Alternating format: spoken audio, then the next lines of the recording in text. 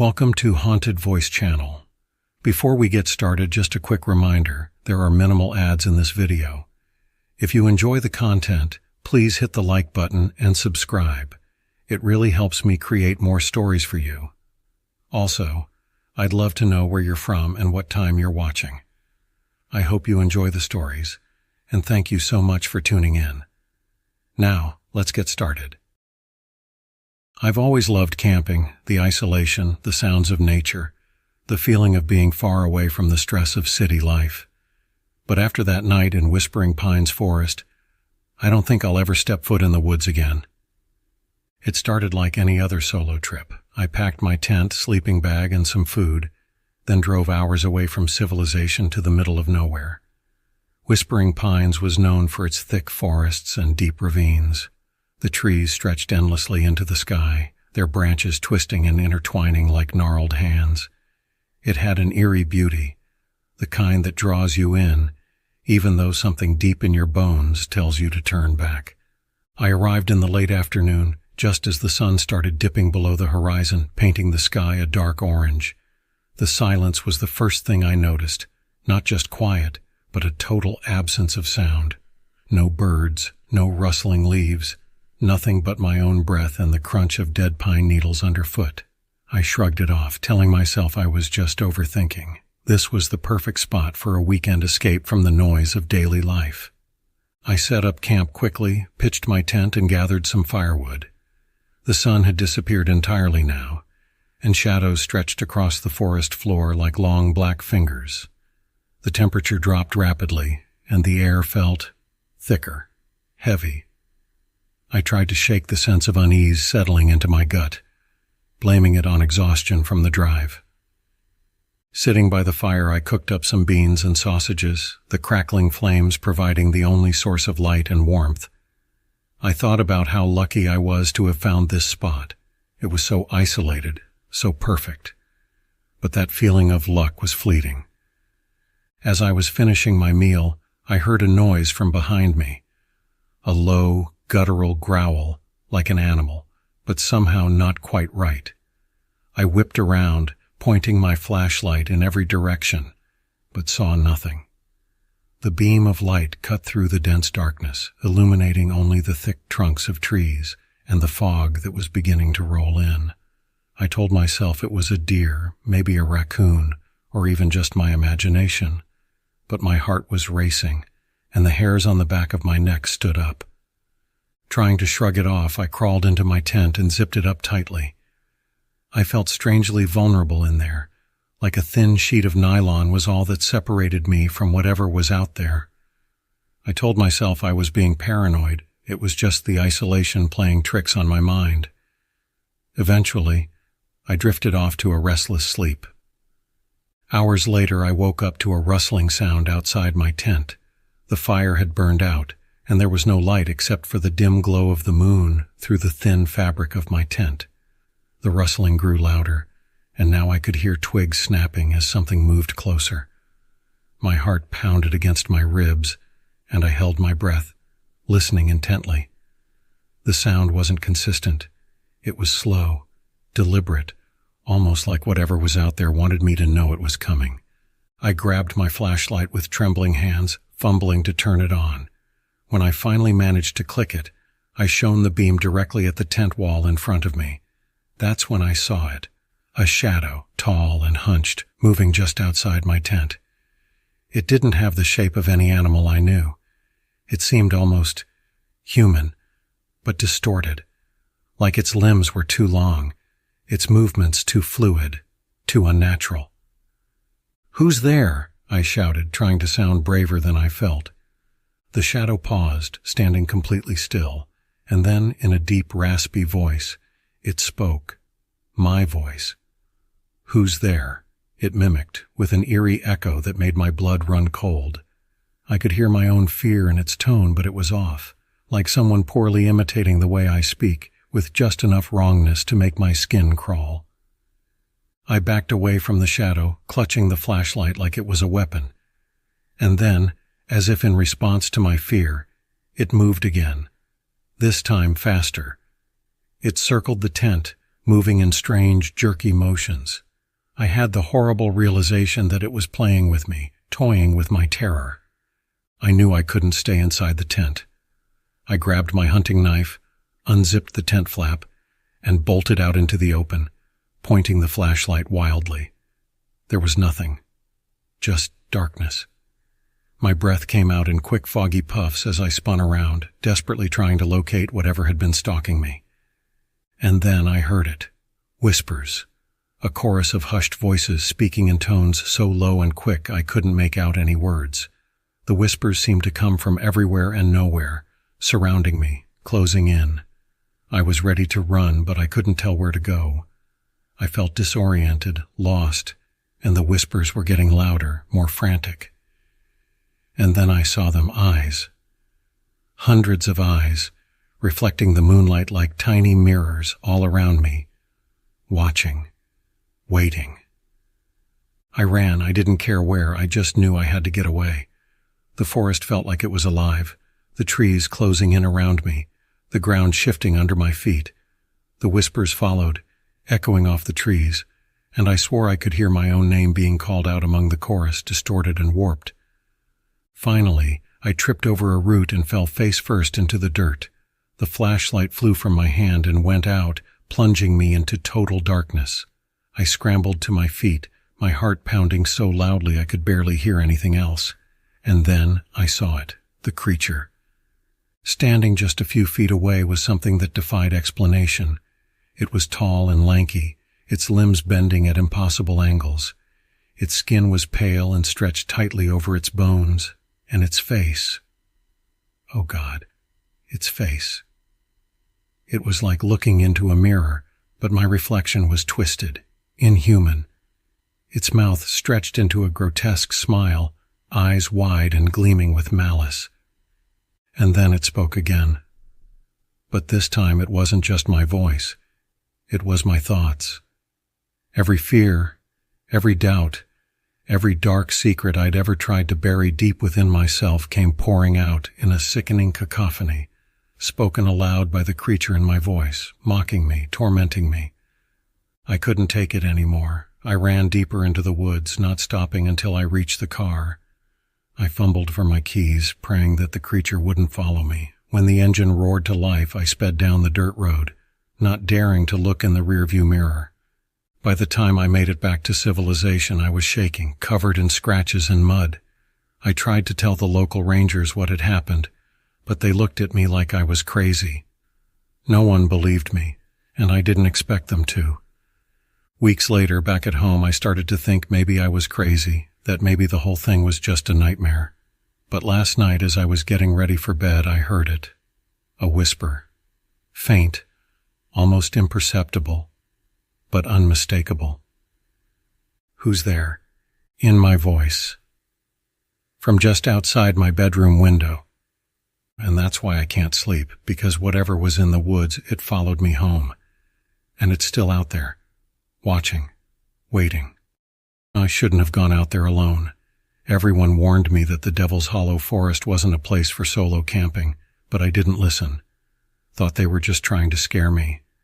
Ghost stories, legends about cryptids, skinwalkers, dogman. They all sounded ridiculous. But that was before. Now those stories are all I think about. The forest was massive, stretching for miles without any trail markers. That's why I picked it. Complete isolation. I wanted to disconnect from everything, find myself in the silence of nature, and experience the raw thrill of being out there alone.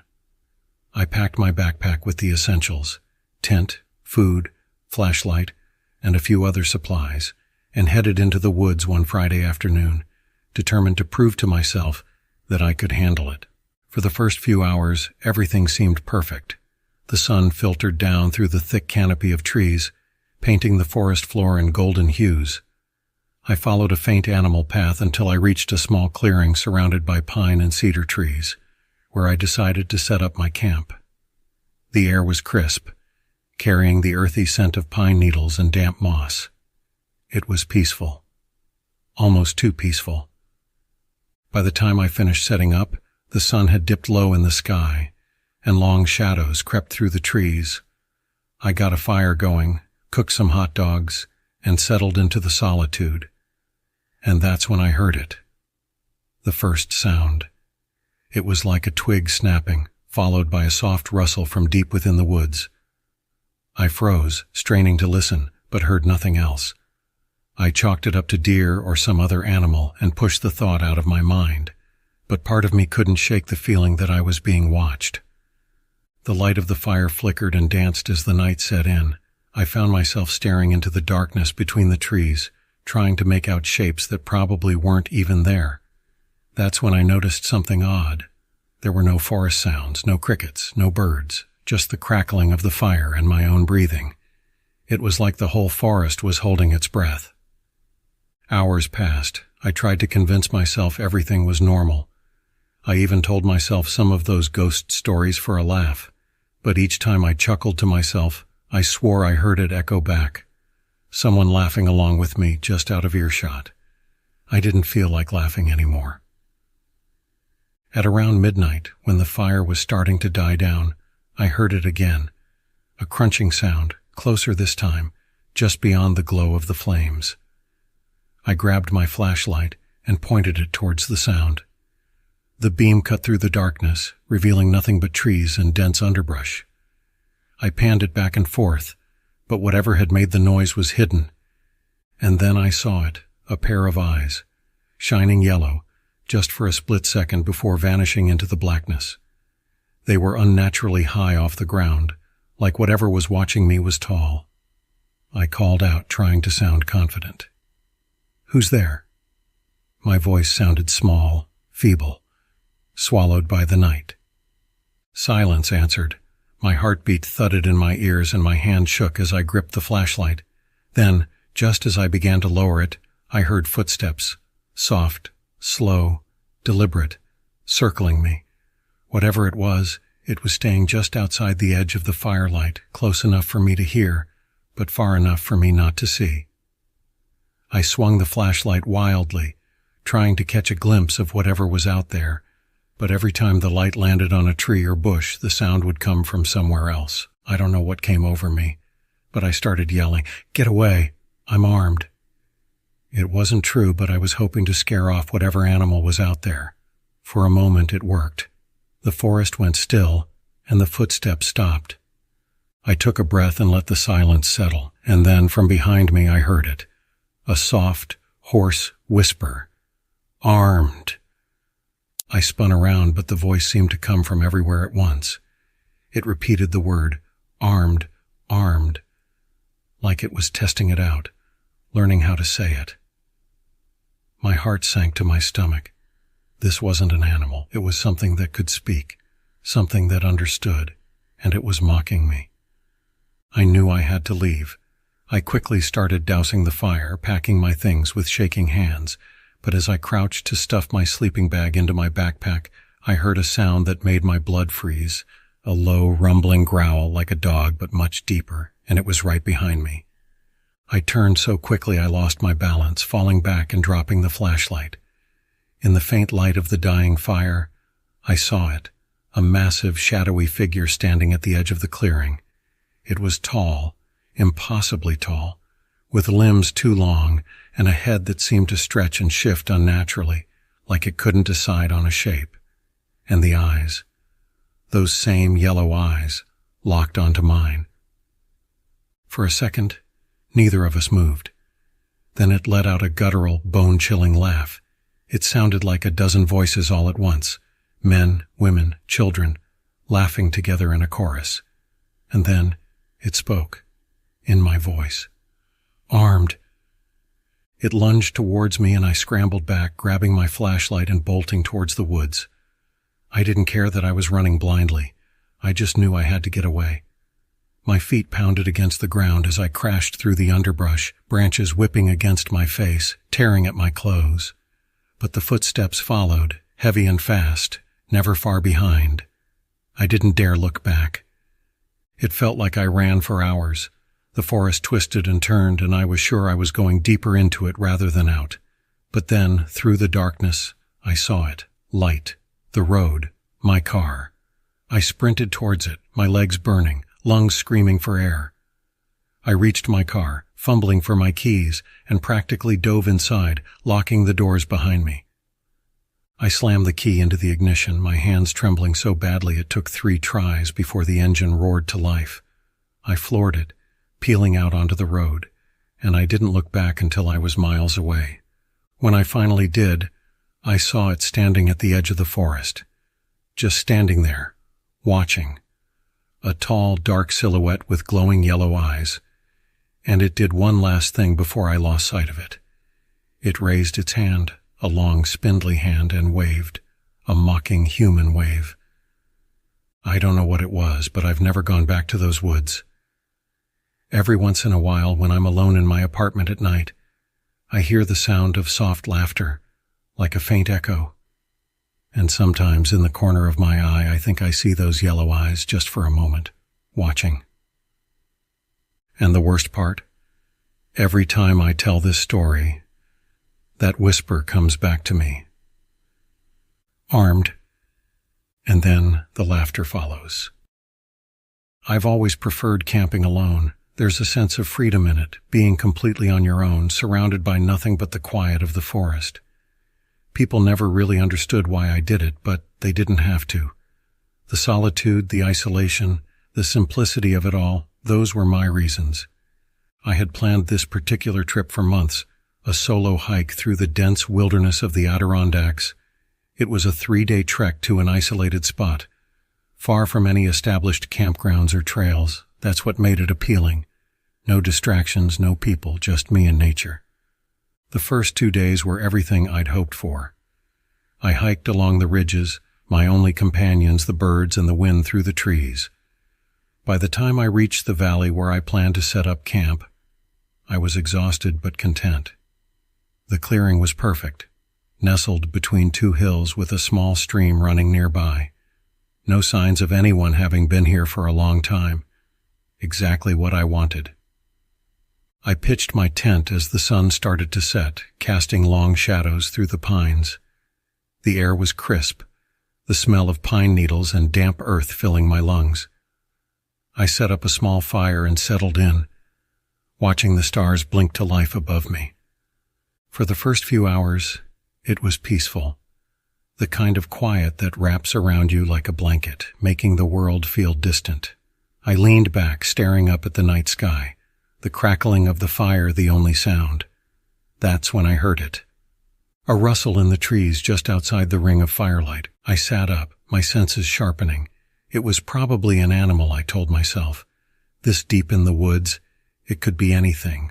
A deer, a raccoon, maybe even a bear. But the rustling didn't stop. It moved slowly, circling the camp just beyond the reach of the fire's glow.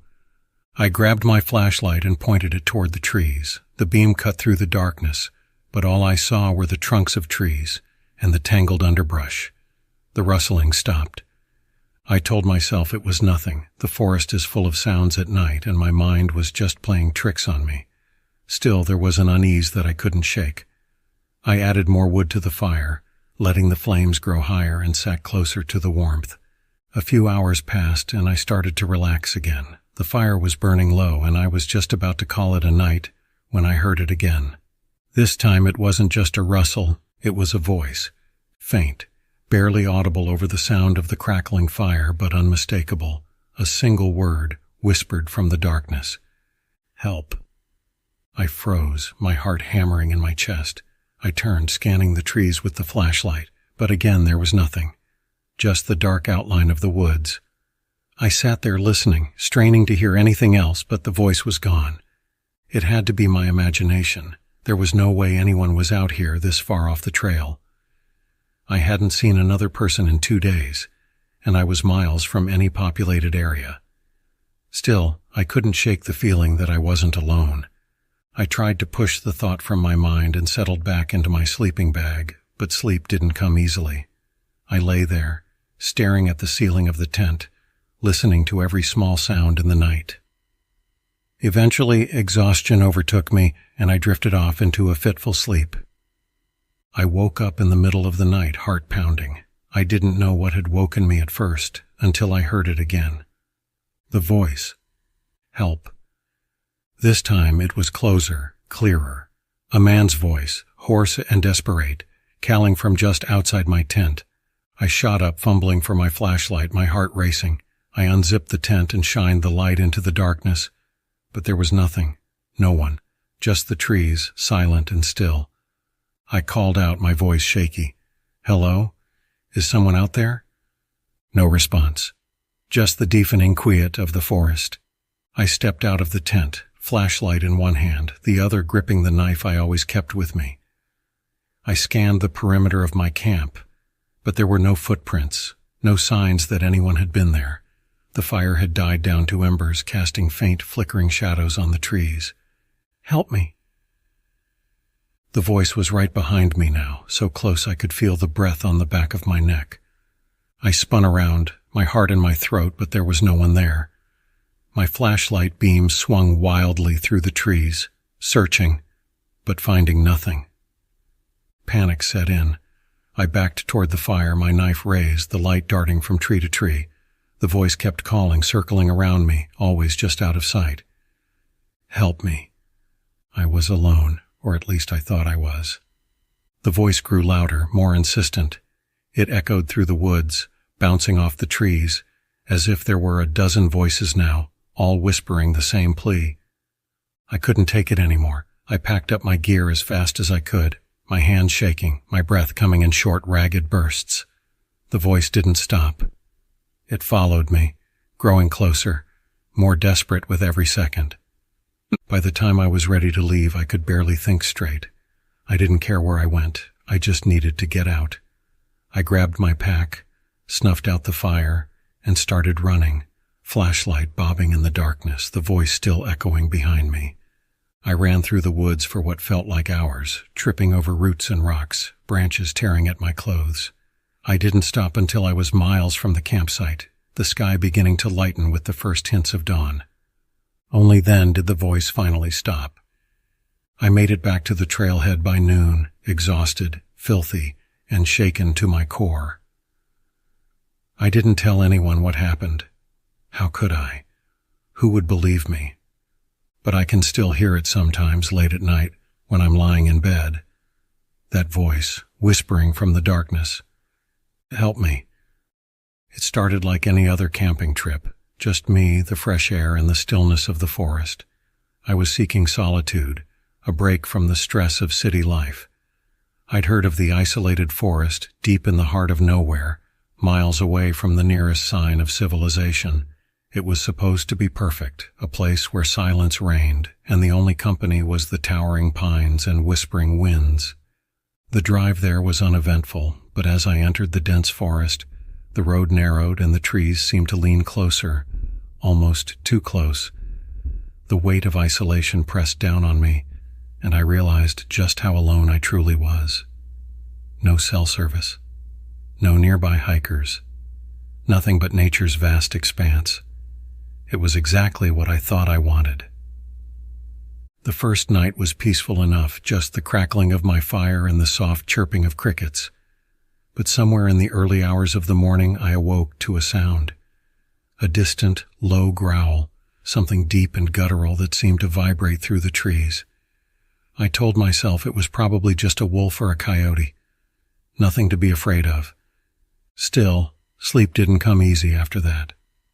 I kept hearing the noise, every hour or so, the same low echoing growl. Each time it was closer. The next day I decided to explore the forest, hoping to shake off the creeping unease that had settled over me. I wandered deep into the woods, following game trails and the flow of a nearby creek. It was then that I first noticed it. Something was off. The birds, which had been chirping earlier, fell silent. The wind had stopped. It was like the whole forest was holding its breath. That's when I saw it, just at the edge of my vision, a figure. It was tall, hunched over, moving strangely, its limbs too long, too thin. I blinked, and it was gone. Just a trick of the light, I told myself. I was tired, that's all. Still, the knot of dread in my stomach wouldn't loosen. By the time I got back to camp, the sun had dipped below the horizon, casting long, dark shadows through the trees. I rebuilt my fire, trying to ignore the nagging sense that I wasn't alone out here. The night was worse than the one before. As soon as the fire burned down to embers, I heard it again. Footsteps. Slow, deliberate, circling the perimeter of my camp. I strained my ears, barely breathing, hoping I was wrong. But the crunching of leaves and snapping of twigs continued, growing louder. I grabbed my flashlight and swung it around the camp, but the light did little to penetrate the thick darkness. The footsteps stopped. For a moment, the silence was suffocating. Then, out of the blackness, a piercing shriek filled the air. It was a sound I'd never heard before, like an animal in pain, but distorted, inhuman. Panicking, I backed into my tent, zipped it shut, and listened as the shriek echoed again. Then, something heavy brushed against the side of the tent. A low growl followed, deeper than the one from the night before, and this time it was unmistakable. Something or someone was out there. I didn't sleep at all that night, clutching my hunting knife in one hand and my flashlight in the other. The growls and footsteps never stopped, and every so often I'd hear that eerie shriek in the distance. It felt like a warning. At dawn, I decided I'd had enough. I packed up my camp, intending to leave the forest as quickly as possible. But as I started the hike back to my car, I noticed something horrifying. Deep in the dirt, near where my tent had been, were footprints, large, clawed prints, not like any animal I'd ever seen. And then the smell hit me, a sickening, rotting stench. I turned around, scanning the forest, but saw nothing. I quickened my pace, heart hammering in my chest, the silence once again oppressive. I was nearly halfway back when I heard it, the unmistakable sound of footsteps behind me, matching my pace. I started to run, adrenaline surging through my veins, the feeling of being hunted consuming me. The footsteps behind me sped up too, getting closer and closer, until I could hear heavy breathing right at my back. I didn't dare turn around. I burst into the clearing where my car was parked, my lungs burning from the sprint. But as I fumbled for my keys, I saw something in the reflection of my car window. Standing at the edge of the clearing, just where the trees met the light, was the figure again. It was taller now, its limbs impossibly long, with a head that twisted unnaturally to the side. Its eyes gleamed in the dim morning light, two red pinpoints staring directly at me. I shoved the key into the ignition, and as the engine roared to life, the figure let out another ear-splitting shriek. I drove like a madman, speeding down the narrow dirt road, branches scraping the sides of my car as if the forest itself was trying to keep me there. I didn't stop driving until I was back in the city, my knuckles white on the steering wheel. I thought I was safe. I thought it was over. But that night, in my apartment, I woke to the sound of scratching at my window. 9 stories up. I rushed to the window but saw nothing outside. Just the empty street, bathed in the glow of streetlights. I told myself it was my mind playing tricks on me, trauma from the trip. But then I heard it again, the slow, deliberate footsteps coming from the hallway outside my door. The last thing I remember is the deep, low growl just on the other side of the door. Now, as I write this, I'm not sure what's real anymore. I can still hear the footsteps, pacing just beyond my sight, always out of reach. It's like the forest followed me. Or maybe I never really left. Maybe I'm still there, trapped in those dark woods, forever stalked by something that wears the skin of a man but isn't human at all. Maybe this is my reality now. Or maybe I'm already dead. I've always considered myself an experienced camper. Years of navigating forests, setting up campsites, and sleeping under the stars had given me a certain confidence. But nothing could have prepared me for what happened last weekend. A few buddies and I had planned a trip to Black Hollow Woods, a stretch of wilderness far from civilization. It was dense, remote, and perfect for a weekend of getting away from it all. But, as fate would have it, all my friends bailed at the last minute. Work, family commitments, you name it. I didn't want to cancel the trip, so I decided to go alone. It wasn't the first time I'd camped solo, and something about the isolation excited me. I arrived at the trailhead in the late afternoon, my pack heavy with gear. The sun was already sinking, casting long shadows across the forest floor. The trees in Black Hollow Woods were massive, their thick trunks giving the place a claustrophobic feel. I hiked for about 3 hours, pushing deeper into the woods until the trail became almost non-existent. That's where I set up camp, right in the heart of nowhere. As dusk turned to night, the sounds of the forest became more pronounced. The hooting of distant owls, the rustle of leaves as small creatures scurried about. The fire crackled softly, casting a warm glow around my tent. It was peaceful at first. About an hour after nightfall, I heard it. A howl. It cut through the night, long and haunting, somewhere deep in the woods. I've heard wolves before, but this was different. It wasn't quite animal, but not human either. It didn't sound right. It was too deliberate, too measured, like it was meant for something. My heart skipped a beat as I sat there, staring into the dark trees. Another howl echoed, closer this time. I told myself it was just a wolf. Wolves weren't common in these parts, but not impossible. Still, there was something unnerving about it, something that made me feel like I wasn't alone out here. I stoked the fire, trying to shake off the chill crawling up my spine. That's when I noticed the silence. The usual forest sounds, the rustling, the chirping of insects, had all stopped. The air felt heavy, oppressive, like the woods were holding their breath. I sat still, listening, trying to convince myself it was all in my head.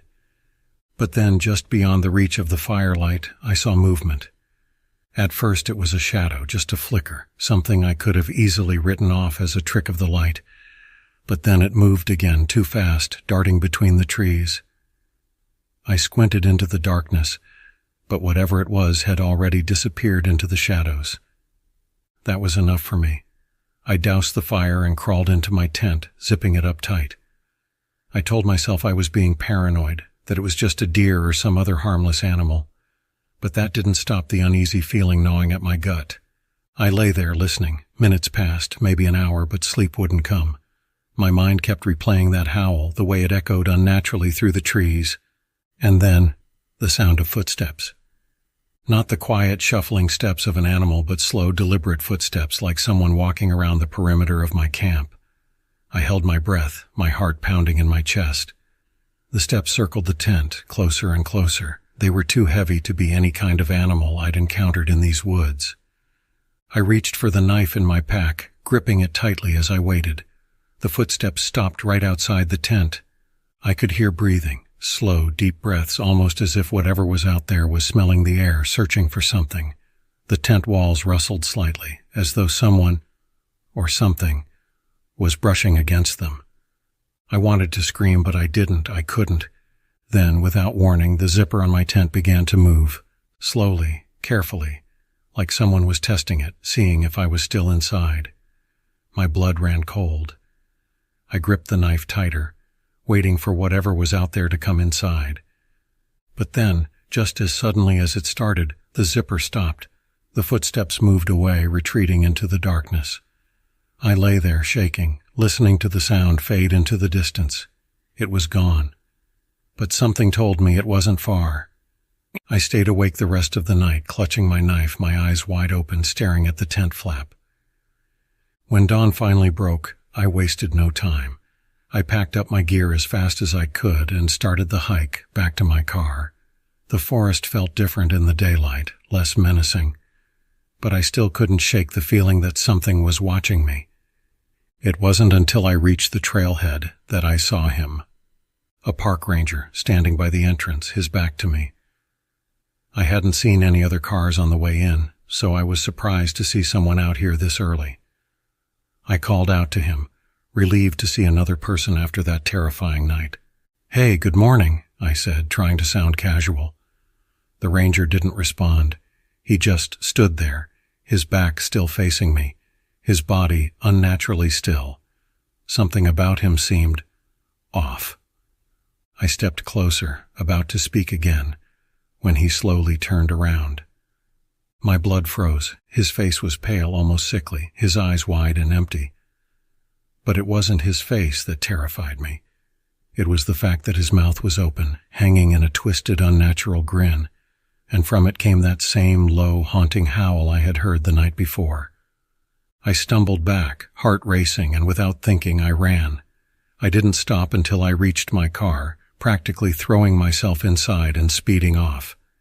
I didn't look back once. It's been 3 days since I left Black Hollow Woods, and I still can't shake the feeling that I didn't come back alone. Every night, just as I'm about to fall asleep, I hear it, that same howl, soft at first, but growing louder. And then, the footsteps, circling my house. Whatever was in those woods followed me, and now it's waiting. I wasn't supposed to be out there that night. It was late, and everyone else at the campsite had already turned in, but I couldn't sleep. I'd always loved the night, the quiet, the solitude, the way the world feels different when it's bathed in moonlight. So, I decided to go for a walk, just a quick one, to clear my head. I left the campfire behind, its embers still glowing faintly in the distance as I stepped into the woods. The trees were tall, their branches intertwining overhead, creating a canopy that blocked out most of the stars. The moonlight barely filtered through, but I had my flashlight with me. I wasn't worried. I knew these woods, or at least I thought I did. The trail I followed was narrow, a faint path that looked more like an animal trail than something carved out by humans. I wasn't far from camp, maybe a quarter mile, but already the sounds of the others, the crackling fire, the occasional murmur from a tent had faded. All I could hear now was the soft crunch of leaves under my boots and the occasional rustle of wind through the trees. It was peaceful. That's why I didn't turn back right away. The air was cool, and the quiet was calming. I kept walking, enjoying the isolation, but after a few minutes, I noticed something odd. The wind had stopped, and with it, every other sound. No rustling leaves, no chirping insects, just silence. A silence so deep, it pressed in on me, filling my ears like a weight. I stopped, turning off my flashlight for a moment to let my eyes adjust to the darkness. My breath came out in soft clouds in the cold night air. For a moment, nothing moved. Then, I saw it. Ahead of me, just past the edge of my flashlight's beam, something shifted. At first, I thought it was just a shadow, the way the trees play tricks on your mind in the dark. But then it moved again, slow and deliberate, and I realized it was something tall standing between the trees. I clicked the flashlight back on, sweeping the beam across the woods. The figure was gone. My heart was pounding now, though I wasn't sure why. It was probably just a deer, I told myself, or maybe my eyes playing tricks on me. I took a few more steps down the path, telling myself I was fine, that the woods were safe. But the feeling in my gut told me otherwise. The air felt wrong, heavy, like it was pressing down on me, suffocating. I turned around, deciding to head back to camp, but when I did, I froze. The path behind me wasn't there anymore. I blinked, shining my light over where the trail should have been. Nothing, just trees. Thick, twisted trees that seemed to have moved, shifted while my back was turned. My breathing quickened. I was sure the trail had been there a second ago. I hadn't gone off it, hadn't wandered far enough to lose it. But now, it was gone. I took a deep breath, forcing myself to stay calm. I'd been hiking these woods for years. I knew how easy it was to get turned around in the dark. All I had to do was retrace my steps, keep moving toward where I thought the camp was, and I'd be fine. But as I walked, the trees seemed to close in around me, their branches stretching out like gnarled fingers. That's when I heard the sound. At first it was faint, almost indistinguishable from the wind, a soft, rhythmic clicking, like something tapping against wood. I stopped, listening, and the sound grew louder, closer, tap, tap, tap. It was coming from behind me, but I couldn't bring myself to turn around. The hairs on the back of my neck stood up, and I suddenly felt the overwhelming urge to run. My instincts were screaming at me. Something wasn't right, something was wrong with these woods. But my legs felt like lead, frozen in place. Tap, tap, tap, and it was louder now, impossibly close, like someone, or something was standing right behind me.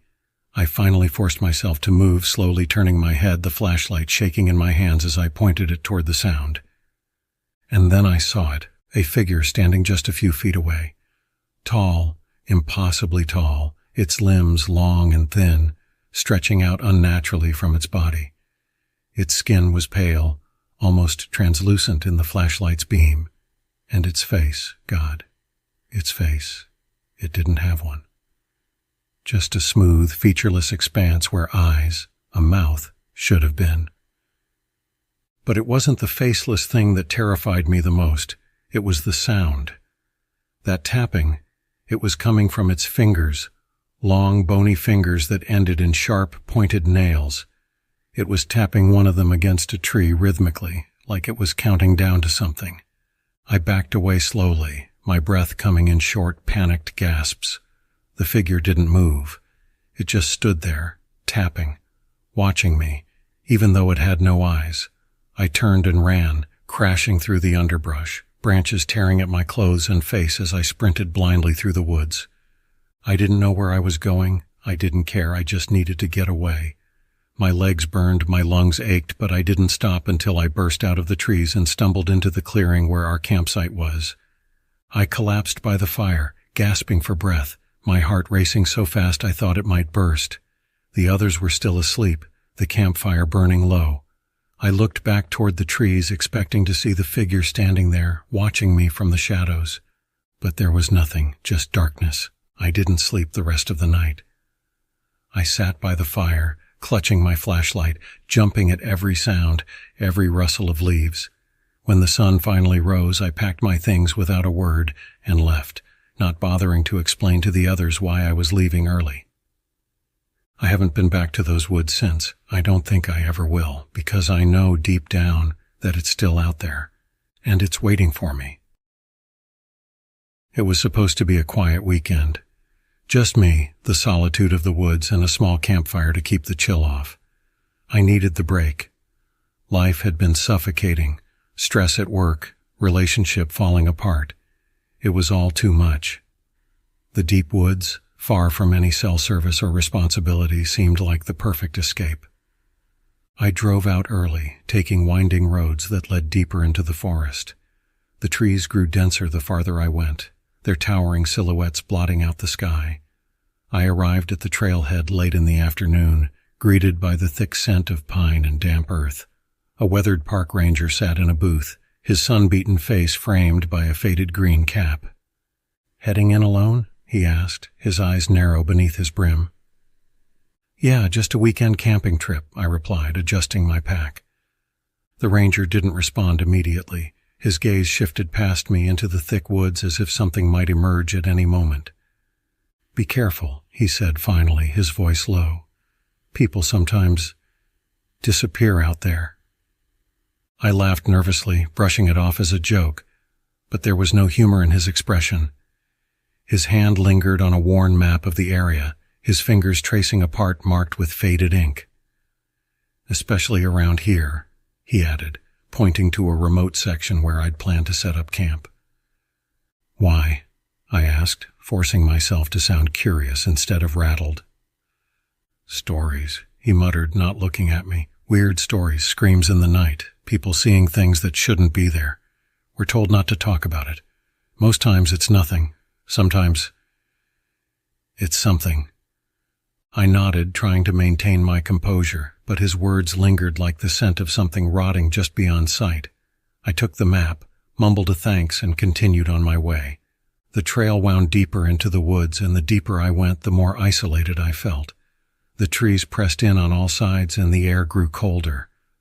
I found a clearing just as dusk was settling, where I set up camp, feeling uneasy without understanding why. The stillness of the forest wasn't peaceful.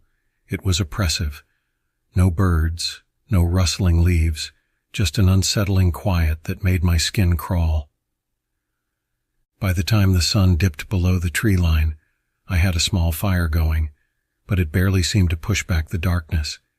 Shadows danced around the edge of the clearing, flickering unnaturally. I tried to shake the feeling, convincing myself I was just spooked from the ranger's warning. But then, as the fire crackled and I sipped from my canteen, I heard it. A rustling, faint but deliberate. It wasn't wind. No, this was something moving, circling the edge of my camp.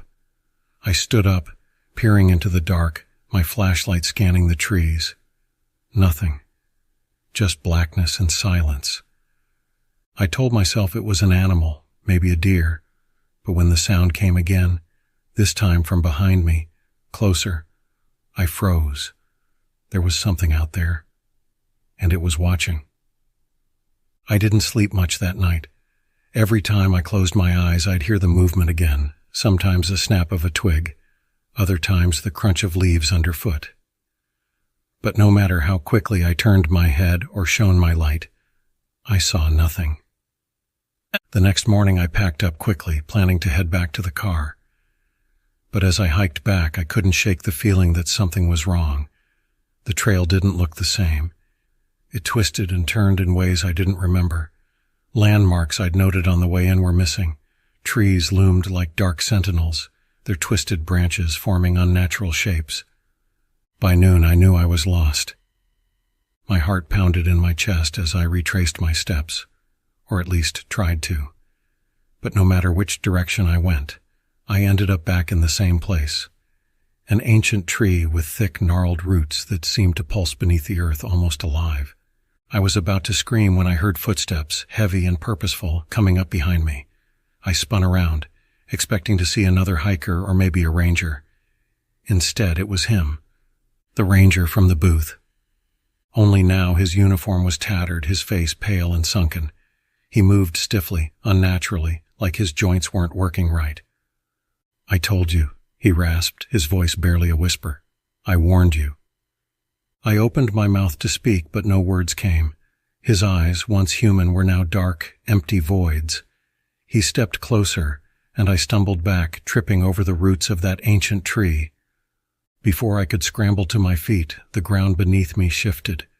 The roots of the tree were moving, slithering around my legs, pulling me down. The ranger stood there, watching as I struggled, his face devoid of any emotion. "You shouldn't have come here," he murmured, his voice sounding far away now. "It doesn't like intruders." I screamed as the roots tightened around me, dragging me down into the cold, wet earth. The last thing I saw before the darkness consumed me was the ranger's hollow face, his lips twisting into a smile that wasn't human. And then I realized something horrifying. The ranger had never left the woods. He hadn't been warning me out of concern. He had been luring me here, feeding me to whatever lived beneath the trees. Because now, as the dirt filled my mouth and I felt the life drain from my body, I understood. I wasn't the first, and I wouldn't be the last. I love camping. The isolation, the quiet, the feeling of disconnecting from the world for a while. It's peaceful. At least it used to be. I had planned this trip for weeks, meticulously picking out a remote spot in the Blue Ridge Mountains. It was far from the main hiking trails, well off the beaten path. No other campers for miles. Just me, my tent, and the sounds of nature. That's how I liked it. I got there in the early afternoon, found a clearing, and set up camp. The sun filtered through the trees in that golden way it does before dusk, and the forest was alive with birds and rustling leaves. I pitched my tent, started a small fire, and leaned back against a log, sipping on a cheap beer I'd brought along. Perfect. Absolutely perfect.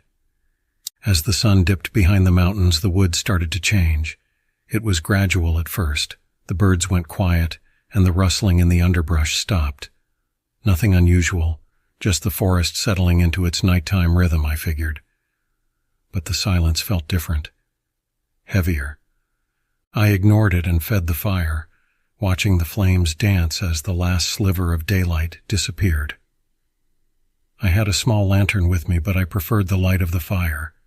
It was warmer, more natural. I had just finished cooking a simple dinner when I heard it.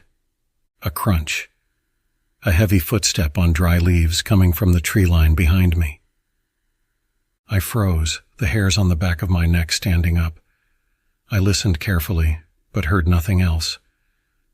Probably just an animal, I told myself. A deer, maybe. The woods are full of them. I went back to eating, but I couldn't shake the feeling that something was off. Then a whisper. It was faint, barely audible over the crackling fire, but unmistakable. A low, soft whisper, like someone murmuring just out of earshot. I turned quickly, scanning the dark woods behind me with my flashlight, but there was nothing there, just the thick shadows cast by the trees. I called out, but my voice sounded small in the dense silence. "Hello? Anyone there?" No answer. Just more silence.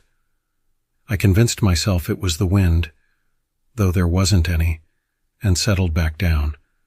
But the feeling of being watched lingered. I tried to shake it off, telling myself I was just being paranoid. I'd camped alone plenty of times before. This was no different. But then it happened again. A whisper, this time clearer, closer. It wasn't the wind. I grabbed my flashlight and stood up, scanning the woods around me. The beam cut through the darkness, but it revealed nothing. No animals, no people. Nothing. Still, the whisper persisted, floating in and out like a distant conversation I wasn't meant to hear. I could barely make out the words, but they didn't sound like English. They sounded wrong, twisted. A cold sweat broke out on my skin as I slowly circled the campfire, shining the light into the shadows, feeling like at any moment something would jump out at me. But all I saw were trees, endless and unmoving. I was alone, or at least I should have been. I tried to rationalize it. Maybe I was just tired, maybe my mind was playing tricks on me. But the whispering, it didn't stop. In fact, it grew louder, more insistent, surrounding me, pressing in from all sides. Then I saw it. Just beyond the edge of the firelight, standing perfectly still, was a figure. At first, I thought it was a person, but as I focused, I realized something was wrong. The proportions were off. Its limbs were too long, the body too thin, and its head, God, its head was tilted at an unnatural angle, like it was broken. I couldn't see its face. It was shrouded in shadow, but I could feel its eyes on me, watching. For a moment, I couldn't move. My feet felt rooted to the ground like something had a hold of me. But then the figure twitched, a quick, unnatural jerk, and I snapped out of it. I grabbed my knife and backed toward my tent, heart pounding in my chest. The whispering grew louder, almost deafening now, like dozens of voices all speaking at once. I couldn't make out what they were saying, but it felt malicious. I fumbled with the zipper of my tent, my hand shaking, all the while keeping my eyes on the figure. It hadn't moved. Then, as suddenly as it had appeared, it was gone. Just like that. I blinked, shining the flashlight in the spot where it had been. But there was nothing. No footprints. No disturbed leaves. Nothing. But the whispers, they were still there. I didn't sleep that night. I sat in my tent, knife in one hand, flashlight in the other, waiting for dawn. Every so often I'd hear a twig snap or leaves rustle, but I didn't dare look. I just stayed there, paralyzed with fear, listening to the incessant, eerie murmur of the voices just beyond the thin fabric of my tent. When the first light of day finally broke through the trees, I packed up and left without hesitation. I didn't care about the gear I left behind. I just needed to get out. I practically ran back to my car, the entire time feeling like something was following me, just out of sight. But whenever I turned to look, there was nothing. I made it back home by midday, exhausted and shaken, but relieved to be away from those woods. I tried to tell myself it was all in my head, that I had just imagined it. But last night, lying in bed, I heard it again. The whispering, faint but unmistakable, coming from just outside my window. I haven't been back to those woods since, and I don't think I ever will. But sometimes, late at night, when everything is quiet, I can still hear them. Those voices, whispering, waiting. It was supposed to be a simple solo camping trip. I've done this kind of thing 100 times before, just me, my gear, and the woods. I'd found a secluded spot online, tucked deep into the heart of an old-growth forest. The site wasn't listed on any official maps, but some obscure forum posts said it was a prime location for experienced campers. Hard to reach, but worth it for the solitude. I liked the sound of that, so I packed up for the weekend and headed out early Friday morning. The first part of the hike was uneventful, just hours of navigating trails that grew narrower and more overgrown as I went. By late afternoon, the underbrush had swallowed the path completely, and I was bushwhacking through dense trees. That's when I saw something strange. About a mile from where I planned to camp, there was an old crumbling stone structure. It looked like the remains of a chimney, standing alone in the woods. No house, no foundation, just the stone rising out of the earth like a broken tooth. The chimney was covered in moss and vines, worn down by decades, maybe centuries. It gave me an eerie feeling, but I shrugged it off. Probably an old settler's cabin from a time long forgotten. I moved on, pushing deeper into the woods until I found a clearing. It was perfect, quiet, open, surrounded by tall, ancient trees. I set up my tent and started a fire, feeling the warmth of the flames push back the encroaching evening chill. The sky was a deep, velvety purple as the sun dipped below the horizon and the stars began to dot the sky. This is what I came for. Peace. Solitude. But that night, I started hearing things. It wasn't animals. I know what wildlife sounds like. Raccoons scurrying through leaves, owls calling, the occasional coyote howling in the distance. This was different. It started as a low murmuring, like a conversation just out of earshot. At first, I thought it might be the wind moving through the trees, but there wasn't any breeze. The air was still, heavy even. The murmuring grew louder, but I couldn't make out any distinct words.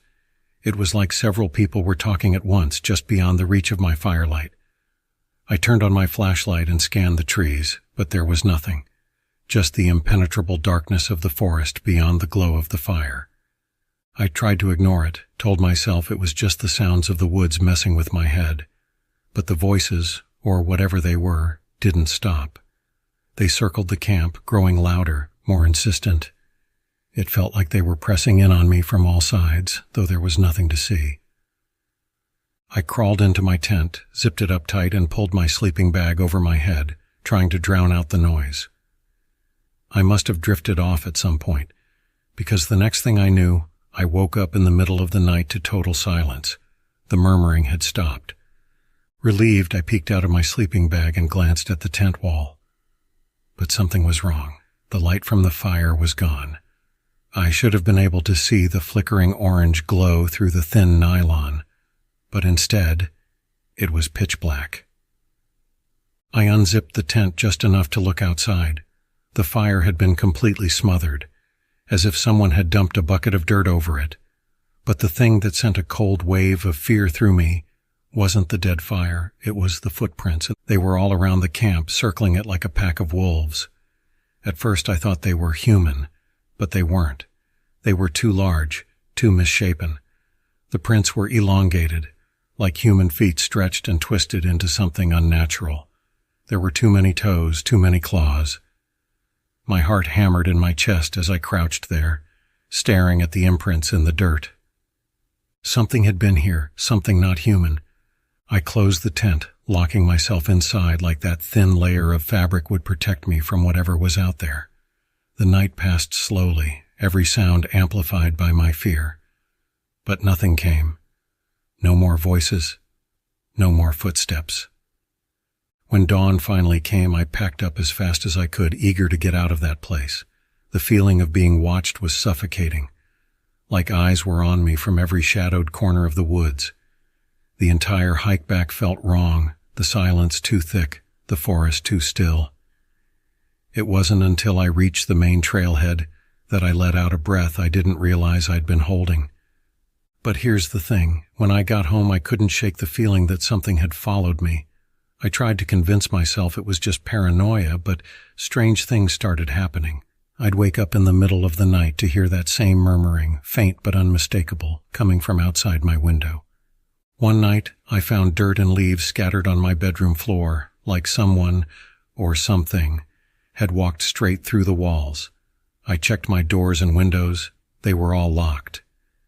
And then 2 nights ago I woke up to the sound of footsteps just outside my bedroom door.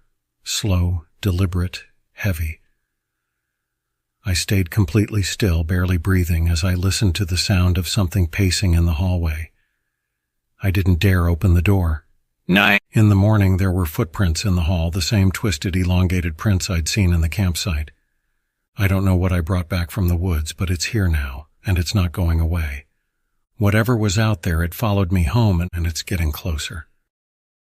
I've been a park ranger in the remote stretches of Black Creek National Forest for over 5 years. The land is vast and empty, aside from a few trails and campsites. No one ventures too deep into the woods, though. The locals have stories, folktales really, about things that live out there. They call them whisperers or skinwalkers, but I always dismissed it as superstition. That is, until last week. It started like any other shift. I was scheduled for a 5-day patrol in the deepest part of the forest, far from the well-marked trails. My only company was a radio with patchy reception and a small cabin that served as my base of operations. The isolation never bothered me. In fact, I preferred it. No screaming kids or careless hikers, just the quiet whisper of the trees. On the second night, the radio crackled, pulling me out of a restless sleep. Static filled the airwaves, interspersed with faint, garbled words.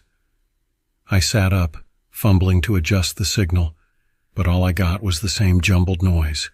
I switched it off, figuring it was just interference, and went back to sleep. The following morning, I found something unsettling. A set of footprints circled the cabin, too large to be human, but far too narrow to belong to a bear or a wolf. They led off into the forest, vanishing into the underbrush. I should have reported it, but curiosity got the better of me. I decided to follow them. The tracks led deeper into the forest than I'd ever been before. The air grew heavy the further I went, the trees standing unnaturally still. No birds, no wind, just silence. I kept moving, telling myself it was probably an animal I didn't recognize. That was until I saw the first one. It looked like a deer at first, standing perfectly still among the trees. But as I got closer, I realized something was wrong. Its eyes, they were too large, too human, and its legs, bent backward at odd angles, trembled as if they were struggling to hold the weight of its own body. It stared at me, unblinking. I stepped back, my pulse pounding in my ears. Without warning, it let out a scream, a shrill, unnatural sound that echoed through the forest. I turned and ran. Back at the cabin, I locked the door and tried to shake off the encounter. My radio was still dead, and I wasn't about to head out again to check the antenna. As night fell, the sound started. First, it was a rustling outside the window, like someone or something was brushing up against the walls. Then came the whispers. They started softly, barely audible, but grew louder as the night wore on. I pressed my ear to the wall, straining to make out the words. It wasn't English. It wasn't even a language I recognized, just guttural, rasping sounds that sent a shiver down my spine. I checked the windows, but saw nothing outside. Just the oppressive darkness, deeper than any night I'd ever known. Sleep was impossible. I sat by the door, gripping my flashlight and the rifle we were issued for emergencies, waiting for the whispers to stop. They never did. By dawn, the forest was silent again. I ventured outside, exhausted, but determined to figure out what was happening. That's when I saw the totems, roughly a dozen of them, twisted from branches and bones, arranged in a circle around the cabin. They hadn't been there when I went to bed. My stomach dropped. Someone had been out here. Someone, or something, had been watching me. I packed up my things. I didn't care if my patrol was cut short. I needed to get back to the main station and report this. As I headed back, I noticed the trees seemed closer together, their branches weaving into one another like skeletal fingers. The path I'd taken into the woods seemed to shift beneath my feet, leading me in directions I didn't remember. And then, I saw it again. The deer thing, or whatever it was, stood ahead of me on the trail. Only this time, it wasn't alone. There were more of them. Twisted figures, some looking like animals, others like people. But all wrong. Their limbs moved in unnatural jerks, their heads twitching too fast, their mouths opening wide as if to speak, but producing only static, like a broken radio. I raised the rifle, my hands shaking. One of the figures took a step forward, and I froze. It wasn't an animal at all. It was a man. His park ranger uniform was torn. His face stretched into an expression of horror. I recognized him. It was Jacob, another ranger who had gone missing 2 months ago. They said he probably got lost or fell off a cliff. But now I wasn't so sure. And he opened his mouth, and this time I could hear the whispering, clear as day. Leave. I turned and ran, not stopping until I reached the edge of the forest. By the time I made it back to the station, my legs were trembling, my mind spinning. I tried to explain to my supervisor, but all I got in return were skeptical looks and suggestions that I take a few days off. That night, as I lay in my own bed, I heard it again. The whispers, coming from the tree line just outside my window. I haven't gone back to Black Creek since, but every night the voices grow louder, and this morning I found footprints. Large, narrow footprints, circling my house. I think they followed me. Or worse, I never left. It started like any other solo camping trip, the kind I've done hundreds of times as a park ranger in the Pacific Northwest. The forest up here has a way of swallowing you whole, but it's always felt like home. That was until last week. I can't explain what happened, but I can't shake the feeling that I was being watched or hunted. It was late September, the time of year when the nights turn cold and the days feel like they're slipping through your fingers. I had a few days off and decided to hike up to one of the more remote areas of the park, where the trees stretch so tall they seem to scrape the sky. No one comes up here this late in the season, not unless you're looking for solitude, the kind that wraps around you like a blanket or a noose, depending on your perspective. The first day went as expected. I hiked up a ridge, pitched my tent by a small stream, and settled in. The air was crisp, the sky a deep bruised purple as dusk settled in. I built a fire, cooked some dinner, and leaned back against my pack, watching the stars prick through the darkening sky. But as the fire crackled and the sounds of the forest faded into the background, I noticed something strange. Silence. Not the regular, peaceful quiet of the wilderness, but a dead, suffocating stillness. No crickets, no wind. Even the water from the stream seemed to hush itself. I tried to shake it off, figuring maybe I was just overthinking things. But then I heard it. A faint rustling just beyond the tree line. I glanced over, expecting to see a deer or maybe even a black bear. Instead, there was nothing. Just thick shadows swaying as if the trees themselves were alive. I told myself it was fine, that I was just tired from the hike and the isolation was getting to me. But when I crawled into my tent, I couldn't sleep. Every few minutes I'd hear that same rustling, faint and inconsistent, like something or someone was circling my camp. It wasn't until around midnight that things got worse. I'd been lying there, wide awake, when I heard something heavy moving through the brush. Slow, deliberate footsteps. My hand instinctively went to the bear spray clipped to my belt, but I stayed quiet, listening. The footsteps stopped at the edge of my campsite. My heart pounded in my chest as I stared at the thin walls of my tent, praying whatever it was would lose interest and leave. Then I heard it, a low guttural growl, deep and unnatural, like no animal I'd ever heard. I stayed frozen, every muscle in my body tense. The growl turned into a snarl, then a series of rapid clicks, like something was trying to communicate. The footsteps started again, this time moving closer to my tent. I couldn't breathe. The shadow loomed just outside, tall and distorted in the firelight. I tried to convince myself it was just a trick of the flames, but the shape was all wrong. It looked vaguely human, but hunched over, its arms hanging too low, its head misshapen. And then it spoke, not in a language I understood, but it mimicked my own voice. "Help. Please. Help me." It was the sound of me calling out, but warped, distorted, like someone was trying to remember what a human should sound like. I felt a cold sweat break out on my skin. My mind raced through every story I'd heard about the creatures that stalk these woods, the legends of skinwalkers, shapeshifters, creatures that mimic the voices of the living to lure them out into the dark. I stayed as still as I could, my hand gripping the bear spray so tightly I thought it might snap. The creature circled my tent again, dragging something heavy behind it, something that scraped and thumped against the ground. And then it stopped. The growling, the clicks, the footsteps, they all went silent. I lay there for what felt like hours, waiting for dawn, terrified to move or even breathe. When the first light of morning broke through the canvas of my tent, I finally gathered the courage to crawl out. My fire had burned down to embers, and there were deep, jagged marks in the dirt as if something had been dragged away into the woods.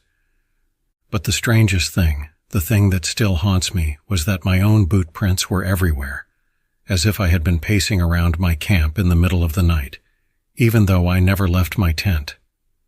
I packed up and started down the trail as fast as I could, keeping my eyes on the trees, listening for any sign that I wasn't alone. But the forest was eerily quiet, just like the night before. No birds, no wind, just an oppressive stillness. As I made my way back to the ranger station, I tried to shake off the feeling that something was watching me. Every now and then I'd catch a glimpse of movement out of the corner of my eye, a tall, dark figure darting between the trees, always just out of sight. I told myself I was imagining it, that my mind was playing tricks on me. But when I reached the station, something made my blood run cold. My co-worker, Dave, was waiting for me at the entrance, a concerned look on his face. He held up a radio, the same one I always carry with me on hikes. "Found this in the woods," he said, his voice low. "Thought you might have dropped it." I stared at the radio, my stomach twisting into knots. It wasn't mine. I'd left mine back in my truck. Before I could say anything, Dave continued, "You know what's weird, though? I heard you over the radio last night. You were calling for help." I looked at him, the blood draining from my face. "I never used the radio," I said, my voice barely a whisper. Dave frowned, confused, and then the hairs on the back of my neck stood up as he added, "Well, someone did, and they sounded just like you." The forest hasn't felt like home since that night. I don't think it ever will again. Whatever's out there, it's still waiting, and it knows my voice. I never thought a simple camping trip could turn into a nightmare, but I suppose that's how these things always go. It was supposed to be a weekend getaway, a chance for me and my girlfriend Claire to unplug from the world. We'd found this remote spot in the mountains online, one of those off-the-grid places that hardly anyone knows about. The pictures looked perfect, a small clearing surrounded by dense forest, a little stream running nearby, and best of all, no cell service. I could already feel the stress melting away as we drove deeper into the wilderness. The narrow dirt road twisted through the trees, and with each mile, the world felt further and further behind us. Claire was excited, pointing out birds and wildflowers along the way, but there was something about the road that made me uneasy. The deeper we went, the narrower and more overgrown it became. It wasn't on any of the maps we had, and there were no signs of other campers, no other cars, no signs of trails, just this seemingly forgotten path that led deeper into nowhere. "We're really out here," I said with a chuckle, trying to shake the strange feeling creeping over me. Claire smiled, but even she seemed a little uneasy now. "That's the point, right? To get away from it all." We finally arrived at the campsite just before sunset. It was just as secluded as the pictures had promised. There was no sign of anyone having been there recently. No trash, no worn paths, just untouched wilderness. We set up the tent quickly, trying to beat the fading light, and by the time the fire was going, the first stars were already peeking through the trees. For the first couple of hours it was perfect. We cooked dinner over the fire, laughed, and listened to the soft sounds of the forest around us. The night air was cool and the crackling fire was the only sound in the otherwise silent woods. But after a while, Claire started acting strange. It was subtle at first. She would stop mid-conversation, her head cocked slightly to the side like she was listening for something. I asked her what was wrong, but she just shrugged, brushing it off as nothing. Then, about an hour later, she froze. Her eyes locked onto the tree line, staring at something just beyond the fire's glow. "What is it?" I whispered, feeling the hairs on the back of my neck stand up. She didn't answer for a long moment, just kept staring. Then, without looking away from the trees, she said in a low voice, "Do you hear that?" I strained my ears, but all I could hear was the crackle of the fire. "I don't hear anything." Her face tightened, and she slowly stood up. "It's coming from the woods, like footsteps." I stood up too, my heart starting to race. "Claire, I don't hear anything. Maybe it's an animal." But she was already walking toward the trees, her eyes wide and unblinking, as if something was pulling her forward. I grabbed her arm before she could go any further. "Claire, wait." She snapped out of it, blinking rapidly as if waking from a dream. I thought I heard someone out there." I glanced into the dark woods, but there was nothing, just shadows and the faint outline of the trees in the moonlight. Still, the uneasiness was growing inside me. "Let's just sit back down. We're in the middle of nowhere. No one's out here." Reluctantly, she came back to the fire, but her mood had shifted. She was quieter, more distant, her eyes darting to the forest every few minutes. I tried to brush it off, but the feeling in the pit of my stomach wouldn't go away. We sat in silence for a while before Claire suddenly stood up again. "I'm going to the bathroom," she said, her voice flat. I nodded, watching her walk toward the trees with a flashlight.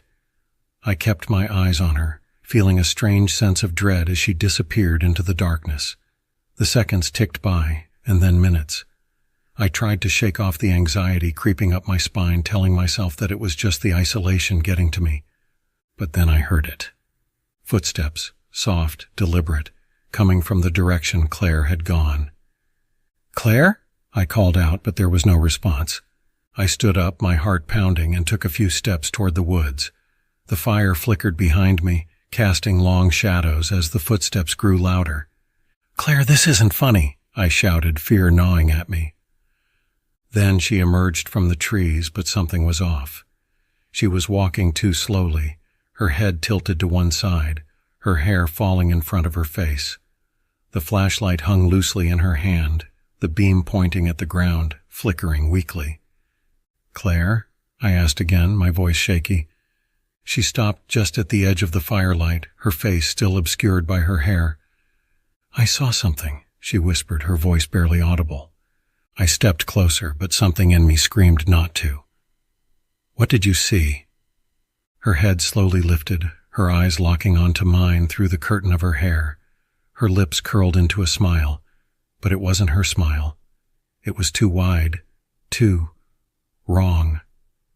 "They're waiting for us," she said, her voice unnatural, almost sing-song. I took a step back, my blood running cold. "What are you talking about?" She took a step forward, her eyes gleaming in the firelight. "In the woods. They've been watching us the whole time."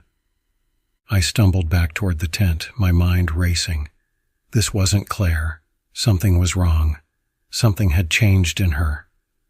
Without warning, she lunged toward me, her smile twisting into a grotesque grin as she whispered, "You can't leave. They won't let you." I scrambled backward, falling over the tent, and that's when I heard it. The same soft, deliberate footsteps I had heard before. Only this time they weren't coming from Claire. They were coming from behind me. I whipped around, my flashlight shaking in my hand, and there, just at the edge of the trees, were shapes. Dark figures standing motionless in the shadows, watching us. Watching me. I don't know how I did it, but I ran. I grabbed the car keys and bolted for the car, my legs barely carrying me as the footsteps and whispers followed me through the trees. I didn't look back. I drove away that night, leaving everything behind. Claire, the tent, all of it. I told the police what happened, but they never found her. Just the campsite torn apart and the flashlight lying in the dirt. But sometimes at night, when everything is quiet, I can still hear her voice. They're waiting. I've always loved camping. Growing up, my dad used to take me out to the woods every summer, and we'd spend the weekend fishing, hiking, and roasting marshmallows by the fire. So, when a few buddies invited me out for a weekend camping trip in the mountains, I jumped at the chance. It was supposed to be a guys' trip, a reunion of sorts since we hadn't all been together in years. There were 4 of us, me, Dave, Matt, and Lucas. We picked a spot deep in the Appalachian Mountains, far from any towns or cell reception. The perfect place to disconnect. When we arrived, the site was everything you'd want in a remote camping spot. Dense trees, a small clearing for our tents, and a stream nearby for water. But as soon as we set up camp, something felt off. At first it was small things. The air felt heavier than it should. The wind carried strange, almost rhythmic sounds, and the woods around us seemed too quiet. No birds, no insects, just the occasional rustle of leaves that felt too purposeful to be random. We all noticed it but brushed it off. It was probably just our minds playing tricks on us, we told ourselves. Still, by the time night fell and we were sitting around the fire, drinking and swapping stories, there was an undercurrent of unease none of us could shake. That's when we heard it, a distant low wail. It was faint, like a moan carried on the wind, but it made the hairs on my arms stand on end. I looked at the others, and they'd heard it too. Dave, always the skeptic, waved it off as some animal. Mountain lions or some shit, he said with a shrug, though even he didn't sound convinced. But it wasn't just once. The sound came again, louder this time, closer. A long, drawn-out wail that echoed through the trees. We all fell silent, listening, trying to figure out where it was coming from. It didn't sound like any animal I'd ever heard. It sounded human. Lucas, the most experienced hiker among us, stood up and grabbed his flashlight.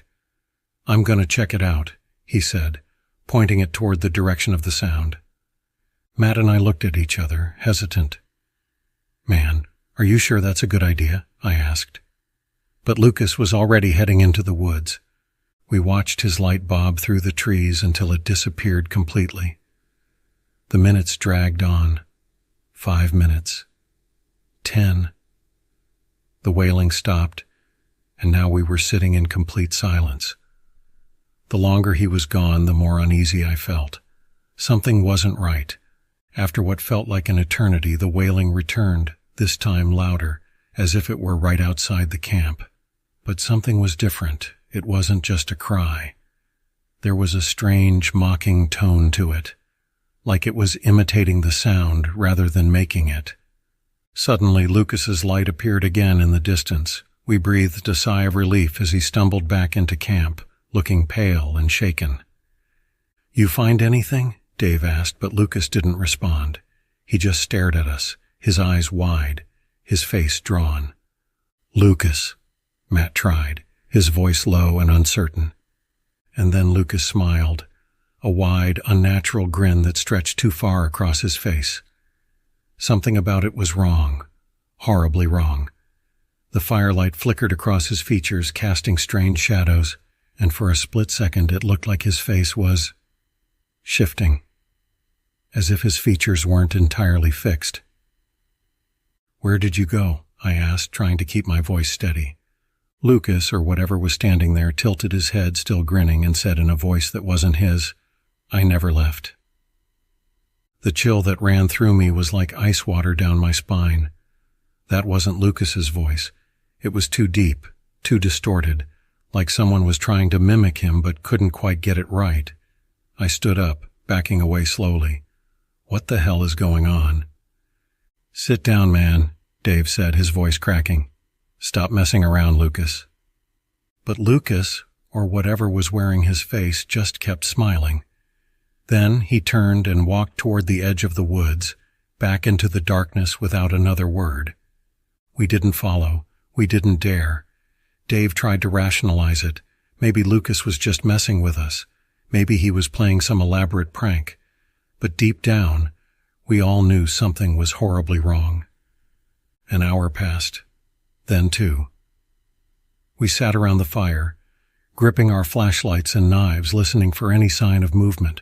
Every so often we'd hear that wail again, closer, further, circling us like something was toying with us. Eventually we couldn't take it anymore. "We need to get out of here," Matt said, his voice shaking. We packed up in a rush, barely bothering to roll up the tents, and started heading toward the trailhead. But the deeper we went into the woods, the more lost we felt. None of the landmarks looked familiar. It was like the forest had shifted, rearranged itself to confuse us. As the hours dragged on, panic set in. It felt like we were walking in circles, but every time we tried to turn back, we'd end up somewhere else, deeper into the woods, further from any hope of escape. That's when we saw it. Standing at the edge of our flashlight beams was Lucas, or at least it looked like him. But his face was wrong. The skin hung loose like it didn't quite fit. His eyes were too wide, too dark. And that smile. God, that smile. He spoke, but it wasn't his voice. It was that same distorted, mocking tone from earlier. "I told you. I never left." Before any of us could react, he or it vanished into the trees again, swallowed by the darkness. We ran. We didn't stop until the first light of dawn broke through the canopy, and even then, it took us hours to find the trailhead. We never found Lucas. Days later, search teams combed the area, but they didn't find a trace of him either. The official story was that he got lost, that maybe he fell or was taken by a predator. But we knew the truth. Or at least we thought we did. Sometimes late at night I hear that wail again. Faint, just at the edge of my hearing, like it's calling to me. And when I do, I think about Lucas. I think about whatever it was that came back in his place. I've always been drawn to solitude. There's something about the silence, the untouched wilderness, and the idea of being completely alone that clears my mind. That's why I decided to go camping by myself. No distractions, no company, just me and the wilderness. I found the perfect spot deep in the woods, miles from any trail or road. It was late fall, and most of the campgrounds were empty. Exactly what I wanted. I set up my tent near a small, placid lake, surrounded by towering pines and thick underbrush. The only sounds were the occasional gust of wind and the gentle ripple of water against the shore. It was peaceful, quiet, perfect. I spent the day fishing, reading, and just enjoying the stillness. By the time the sun began to set, casting an orange glow across the lake, I had started a small fire. As the evening darkened, I stared up at the stars, feeling that strange sense of insignificance that only the wilderness can give you. Out here, I wasn't important. I was just another living thing in a vast, indifferent world. But as the fire crackled and the night settled in, that feeling of peace started to shift. The forest was too quiet, not just peaceful quiet, but unnaturally silent. There were no animals, no wind, no rustling of leaves, just the sound of my own breathing and the occasional pop of the firewood. The kind of quiet that makes you feel watched. I tried to shake it off, telling myself it was just my mind playing tricks on me. But something was off. I felt a creeping sensation in my gut that told me I wasn't as alone as I thought. I stood up, scanning the tree line with my flashlight. The beam barely penetrated the thick wall of darkness beyond my campsite. Shadows danced between the trees, but nothing seemed out of place. Still, I couldn't shake the feeling. I sat back down by the fire, trying to ignore the knot forming in my stomach.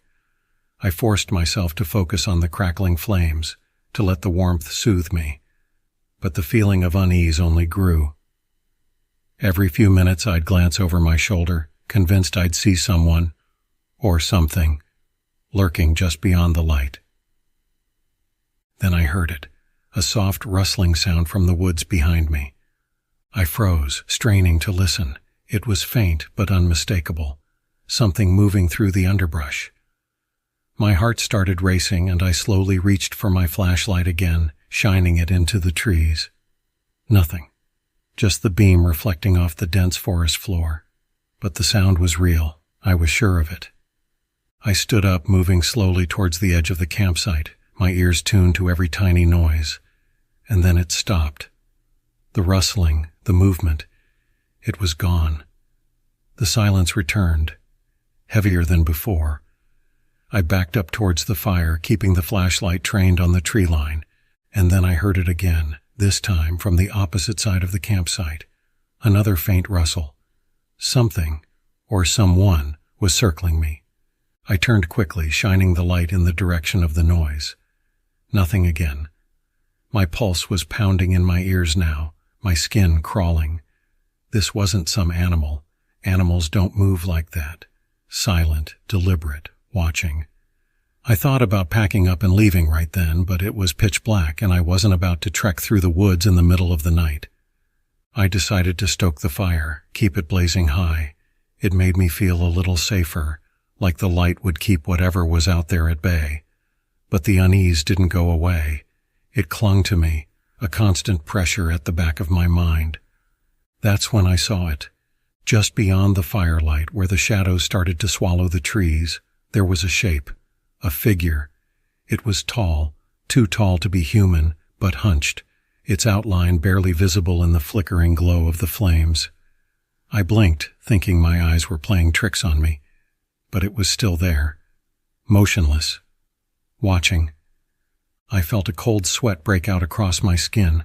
I couldn't make out any details, no face, no features, just the vague, horrifying silhouette standing just beyond the light. I wanted to call out, to ask who it was, but my voice caught in my throat. My legs felt like they were locked in place, my brain screaming at me to run, to do anything. But I just stood there, paralyzed with fear. Then, as suddenly as it appeared, the figure moved, quickly, silently, back into the darkness. Gone. I backed up until I was almost inside the fire, every nerve in my body screaming to get out, to leave. I grabbed my sleeping bag and flashlight and retreated into the tent, zipping it up as fast as I could, even though I knew it wouldn't protect me from whatever was out there. Inside the tent, I sat with my back to the wall, flashlight clutched in my hand. My heart pounded, my breath coming in shallow gasps. Hours passed. Every small sound outside made me jump. I kept telling myself I was imagining things, that the isolation was messing with my head. But deep down, I knew I wasn't alone.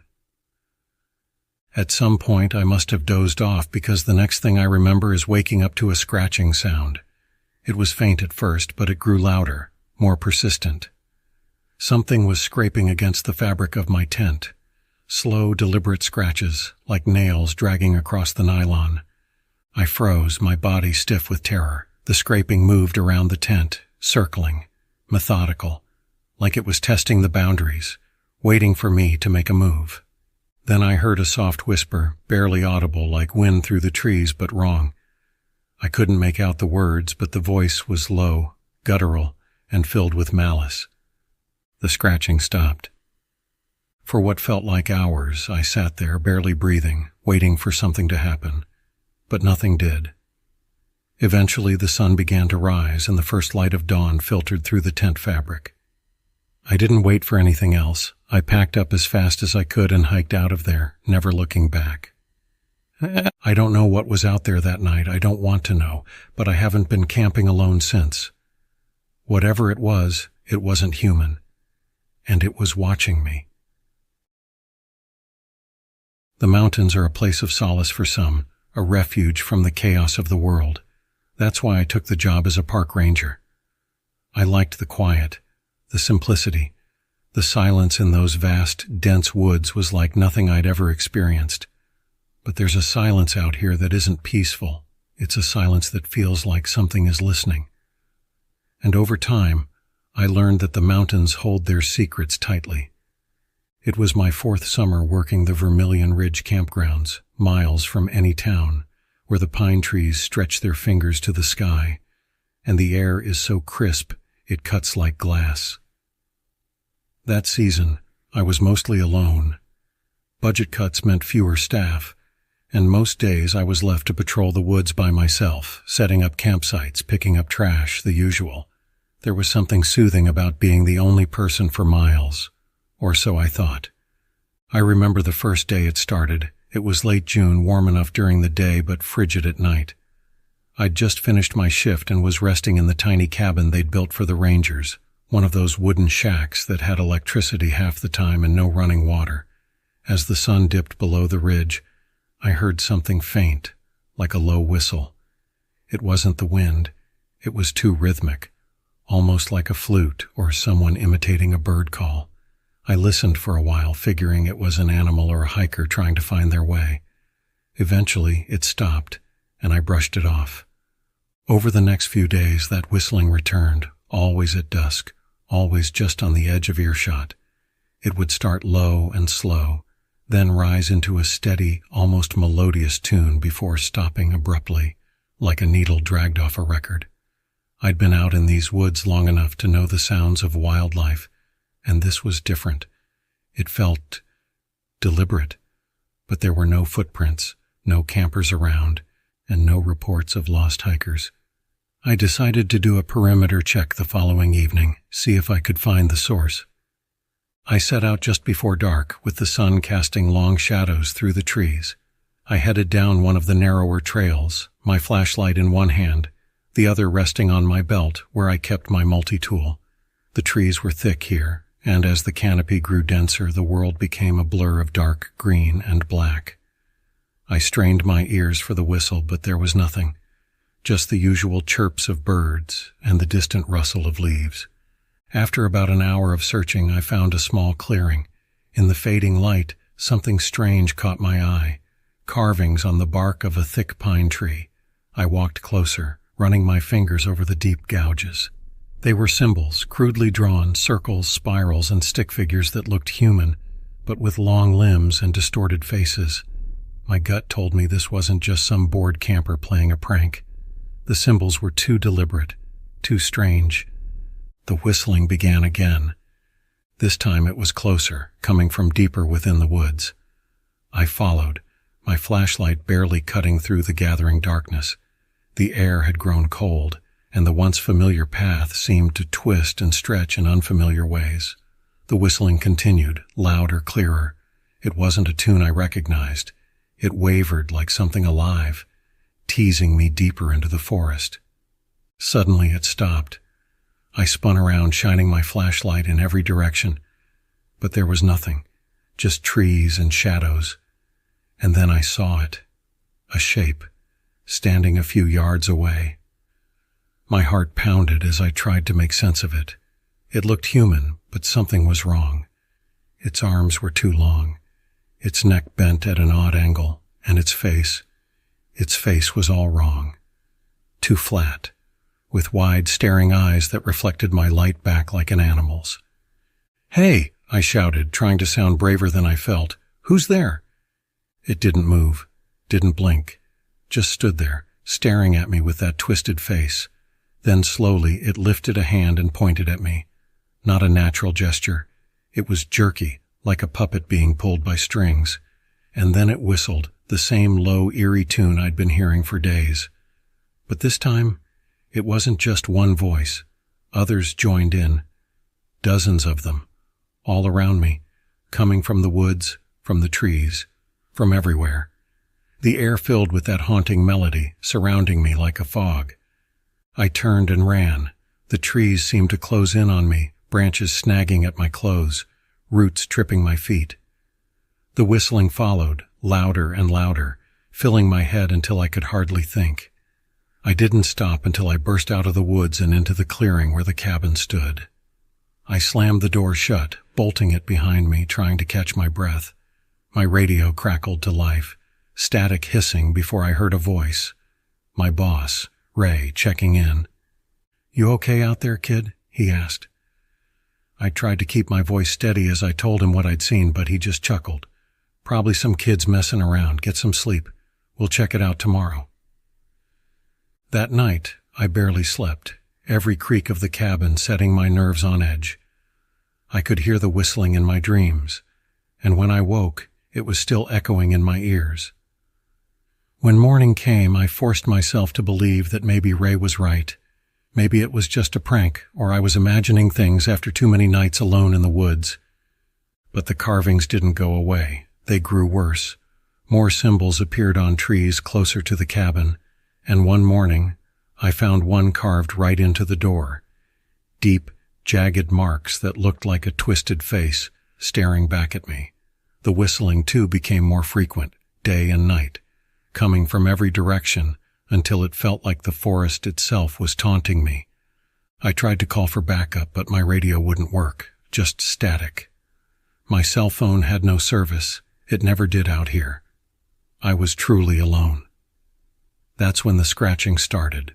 Soft at first, just a scrape against the cabin wall, but then it grew louder, more frantic, like nails raking across the wood. Every night I would lie there, staring at the ceiling, clutching my flashlight like a lifeline as the scratching and whistling filled the darkness. One night the cabin door creaked open. It shouldn't have been possible. I'd locked it, bolted it shut. But as I stared at the slowly opening door, I saw it again. That figure. Only this time, it was inside. It stepped into the room, those two long limbs bending unnaturally, its face a blank mask with hollow eyes. And then it spoke. In my voice. "Hey, who's there?" It mimicked me perfectly, every inflection, every tremble in my voice. And then it began to laugh, a hollow, rasping sound that filled the room, filled my head until I couldn't stand it. I screamed, throwing my flashlight at it, and as the light hit its face, it shattered into 1,000 pieces like smoke. When I came to, it was morning. The door was shut, the cabin was empty, and the woods were silent again. I didn't stay to find out what it meant. I packed my things, hiked the miles back to the main road, and never looked back. I quit the ranger job, moved far away, tried to forget, but every now and then I still hear it. That whistle, faint and far away, like it's calling me back to the woods. And I know it's waiting. It was supposed to be an easy weekend. Just me, my brother Daniel, and our friend Kyle, camping out in the dense backwoods of Cedar Hollow. The three of us had grown up hiking together, exploring the outdoors, so we figured we'd get one more trip in before the summer ended. Cedar Hollow was perfect, remote, thick with trees, and far from any city noise. We'd found an old, forgotten trail on an old map and thought it would be fun to follow it as deep as we could go. No phones, no GPS, just the three of us, a compass and enough supplies to last the weekend. We wanted to challenge ourselves, push a little deeper into nature than we ever had before. We should have turned back when we saw the ranger. We had parked at the ranger station to check in, and the guy behind the desk looked at us like we'd just stepped out of a grave. His uniform was worn, his eyes heavy with something I couldn't quite place. Was it fear? Exhaustion? "Cedar Hollow?" he asked, frowning as he looked at our gear. "That's a rough area. Not many folks head out that far anymore. You sure about that?" "Yeah," Daniel said with his usual confidence, slinging his pack over his shoulder. "We've camped all over these woods. We can handle it." The ranger stared at us for a long moment before nodding slowly. "If you say so, just don't go too deep. People go missing up there. Strange things happen.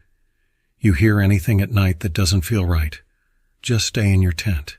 Don't go looking." Kyle laughed, thinking the guy was just trying to spook us, but I couldn't shake the uneasy feeling in my gut. Still, we were excited, so we shrugged it off and headed out. The first day was perfect. We hiked deeper and deeper into the woods, far beyond the well-traveled paths, the canopy growing thicker above us. By late afternoon, we'd found a small clearing next to a creek and set up camp. The air was fresh, the trees towering over us like ancient guardians. It felt like we were the only people for miles. But as night fell, something shifted. It was subtle at first. The usual sounds of the forest began to fade, leaving an eerie stillness, No birds, no rustling leaves, no wind. Just silence. The kind of silence that makes you feel like something is watching, listening. We sat around the fire trying to brush it off, telling stories, laughing. But we were all on edge. Even Kyle, who usually wasn't afraid of anything, kept glancing over his shoulder into the darkness. Every now and then we'd hear a faint noise, like footsteps, but too slow, too deliberate. Around midnight, as the fire burned low, Daniel stood up, his face pale. "Do you guys hear that?" he asked, his voice barely a whisper. We all stopped talking and listened. At first there was nothing, just the crackle of the fire. But then, faint and distant, we heard it, a voice. It was soft, almost like someone was speaking from far away, just on the edge of hearing. It didn't sound right, though. Too hollow, too broken. Like someone was trying to mimic a human voice but didn't quite know how. "Who the hell is out here?" Kyle muttered, standing up and grabbing his flashlight. We all listened again, but the voice had stopped, just silence. "I'm gonna check it out," Kyle said, already heading toward the trees. "Probably just some other hikers messing with us." I grabbed his arm. "Kyle, wait. What if it's not hikers? It could be an animal or something else." He shook me off. "Come on, man, don't tell me you're scared. It's probably nothing." Against my better judgment, Daniel and I followed him. We grabbed our flashlights and knives, making our way toward the tree line. The beams of our lights cut through the darkness, but all we could see were shadows and the faint glow of the fire behind us. And then we heard it again, closer this time. A voice, clearer now, but still wrong, like it was calling out, but the words were garbled, almost inhuman. The sound chilled me to the bone. Kyle stopped in his tracks. "What the hell is that?" "I don't know," Daniel whispered, his voice trembling. We stood there for a long moment, listening. The voice was all around us now, like it was circling, but we couldn't see anything. Just the dark woods pressing in on us. "Kyle," I said, trying to keep my voice steady, "we need to go back. Now."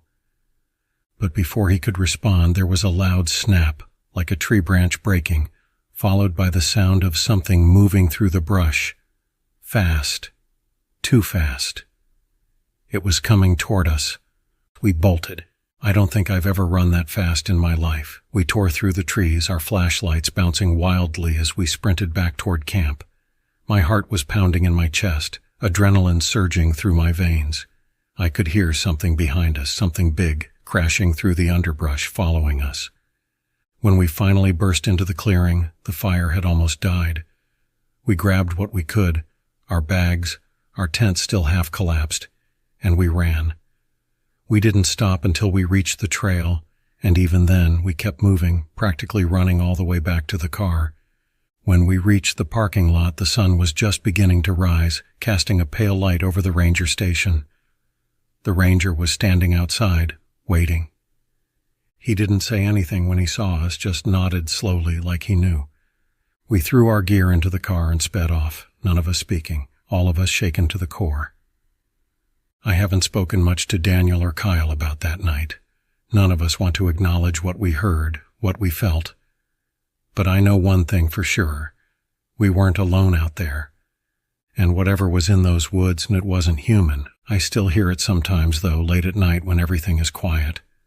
That voice, whispering just on the edge of hearing. "I'll never go back to Cedar Hollow, and if you're smart, you won't either." I don't know what compelled me to take that solo camping trip. Maybe it was stress, maybe it was the need to prove something to myself.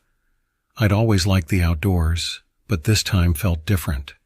I wasn't seeking the usual escape or connection with nature. No, this was more like I was running from something, or running toward it. I chose a remote campsite deep in the forest, far from any main trails. One of those places you wouldn't know about unless you'd been there before, or someone had told you in a hushed, almost secretive way. It had a reputation, but not the kind people talked about openly. Some called it Whispering Pines. Others didn't call it anything at all. The drive up was uneventful, though the roads became narrower and more overgrown the closer I got to the site.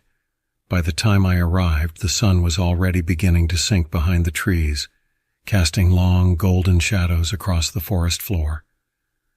I set up my tent quickly, eager to get a fire going before it got too dark. The first couple of hours were peaceful enough. The woods were dense, the air cool and damp.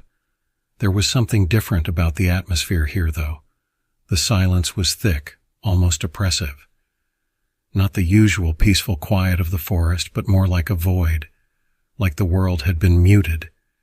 The birds weren't singing, no rustle of small animals in the brush. Just nothing. I tried to ignore it, telling myself that I was just jittery from being alone. I stoked the fire, cooking a simple dinner and watching the flames dance as night fell. The firelight felt like a bubble of warmth and safety, and I was reluctant to leave its glow even for a moment. But then the wind picked up. It wasn't much at first, just a gentle breeze that made the trees sway. Then it started to get stronger, and with it came a sound, a soft, low moaning. I told myself it was the wind, that it was just the trees bending and creaking, but there was something almost human about it, like someone whispering from just out of sight. I tried to shake it off, focusing on the fire, but that uneasy feeling only grew. The temperature seemed to drop unnaturally fast, and soon the air was so cold that I could see my breath hanging in the air. The fire, which had been burning brightly, seemed to dim, as if the darkness was swallowing it whole. Then the footsteps started. They were distant at first, faint, like someone or something was moving just beyond the ring of light from my campfire. I whipped around, shining my flashlight into the trees, but all I could see were thick shadows, the forest stretching endlessly in every direction. No sign of anyone. I told myself it was just animals, maybe deer or raccoons, but the footsteps were too deliberate, too steady, like someone walking slowly, methodically, just out of sight. "Hello?" I called, trying to keep my voice steady. "Is someone out there?" The footsteps stopped. The silence returned, thicker than before, pressing in on me from all sides. I strained to listen, but there was nothing. I sat back down, trying to calm my nerves. I'd heard stories of people getting paranoid in the woods, their minds playing tricks on them. Maybe that's what was happening to me. It had to be, right? The footsteps started again, closer this time. I stood up, heart pounding in my chest, gripping the flashlight tighter. I swept the beam across the trees, looking for any sign of movement, but there was nothing. Just the endless sea of black shadows and towering pines. Then, out of the corner of my eye, I saw something, a figure standing just at the edge of the light. I swung the flashlight toward it, but it was gone. My pulse quickened as I spun around, scanning the tree line. That's when I noticed something strange about the trees themselves. At first I couldn't quite place it, but then it hit me. The trees had shifted. They weren't in the same place they had been when I set up camp. Some were closer now, leaning in toward the fire as though they were watching me. I swallowed hard, the hair on the back of my neck standing on end. I backed up slowly, feeling the weight of the darkness pressing in, as if the forest itself was alive, shifting, changing. And then I heard the voice. At first it was barely more than a breath, a soft whisper carried on the wind. "Leave." I froze, the word cutting through the silence like a knife. My heart was racing now, and I felt cold sweat trickling down the back of my neck. The voice wasn't loud, but it was close, so close that I could almost feel it against my skin. "Leave." This time it was clearer, more distinct. I whipped the flashlight around, desperately searching for the source, but there was no one there. I grabbed my backpack, barely bothering to stuff my things inside, my mind screaming at me to get out of there. I kicked dirt over the fire, trying to douse the flames, but as I did, I noticed something strange. The ground where I had been sitting all night was covered in symbols, crudely drawn circles and spirals, etched into the dirt like some kind of ancient script. I didn't do that. I hadn't touched the ground. The whispering grew louder, overlapping now, coming from all directions. It wasn't just one voice anymore. It was many, all speaking in that same breathless tone. "Leave. Leave. Leave." I ran. I didn't care where I was going as long as it was away from that campsite. My flashlight bounced wildly in front of me as I stumbled through the trees, branches whipping at my face, the voices still echoing behind me. I could feel something chasing me, though I didn't dare look back. I burst out onto the narrow trail, my lungs burning, my legs shaking. I had no idea how far I had run, but I didn't stop. I couldn't. Not until I reached my car. When I finally did, I fumbled with the keys, my hands trembling so badly I almost dropped them. The whispers had stopped now, but the forest was still watching. I could feel it. As I sped down the dirt road, I glanced in the rearview mirror. That's when I saw it. In the faint reflection just beyond the trees, I caught a glimpse of something moving. A figure, tall and shadowy, standing in the middle of the trail, watching me as I drove away. I didn't stop. I didn't slow down, and I haven't been back since. But sometimes at night, when the wind blows just right, I swear I can still hear it. The whispering, telling me I should have never left, because the forest never forgets. It was supposed to be a perfect weekend, a chance to escape the city, breathe some fresh air, and get lost in the wilderness. I hadn't been camping in years, and when my buddy Tom suggested we head out to Lake Orenda, I jumped at the chance. It was a secluded spot, about an hour's hike from the nearest road, surrounded by dense forest. The kind of place where you could forget the rest of the world existed. We arrived in the late afternoon, just as the sun was starting to dip behind the trees, casting long shadows across the ground. The lake was pristine, the water so still it looked like glass, reflecting the towering pines that lined its edge. We set up camp near the shore, close enough to hear the gentle lapping of the water, but far enough from the thick woods that we felt exposed to the open sky. The first few hours were peaceful. We got a fire going, cooked up some food, and settled into our folding chairs, watching the last light fade from the horizon. The air was cool but comfortable, and the only sounds were the crackle of the fire and the occasional splash from the lake. As night fell, though, something about the place started to feel off. The air got heavier, and the forest around us seemed unnaturally quiet. It wasn't just that the usual nighttime sounds of insects and distant animal calls had faded. It was like the entire forest was holding its breath. Tom noticed it too. "You hear that?" he asked, his voice low, almost hesitant. I nodded, feeling a tightness in my chest I couldn't quite explain. "Yeah, it's too quiet." We sat there in uneasy silence, listening. Every now and then I thought I could hear something just beyond the reach of the firelight, like soft footsteps moving through the brush. But when I shone my flashlight into the woods, there was nothing. Only the endless rows of trees standing motionless in the dark. "Probably just animals," Tom said, trying to sound casual, but I could see the unease in his eyes. He wasn't convinced, and neither was I. We tried to shake it off, but the quiet was suffocating. We talked in low voices, telling ourselves we were overthinking it, but the feeling of being watched was impossible to ignore. It was like something was out there, just beyond our vision, lurking in the dark, waiting. Then came the smell. It hit us both at the same time, a sour, metallic stench that hung in the air like rotten meat. I gagged, covering my nose, and Tom cursed under his breath. It was overwhelming, like something had died and was left to rot for days. But the strangest thing was that it came out of nowhere. One moment the air was clean and fresh, and the next it was thick with decay. We stood up, both of us scanning the tree line, but again, nothing. No movement, no sound.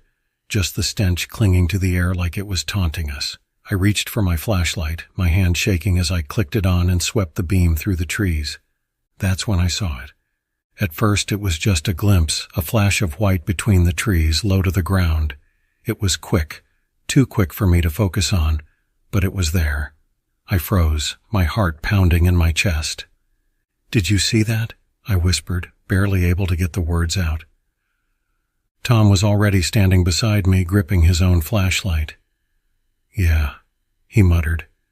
"What the hell was that?" We both stood there, staring into the darkness, waiting for it to appear again. For a long time, nothing happened. Then, just as I started to relax, it came back. This time it was closer. I couldn't make out details, but it was low to the ground, hunched and moving in a way that made my skin crawl, like it didn't have control over its limbs. The smell grew stronger, so thick I could taste it, and I realized with a cold shock that it was coming from whatever that thing was.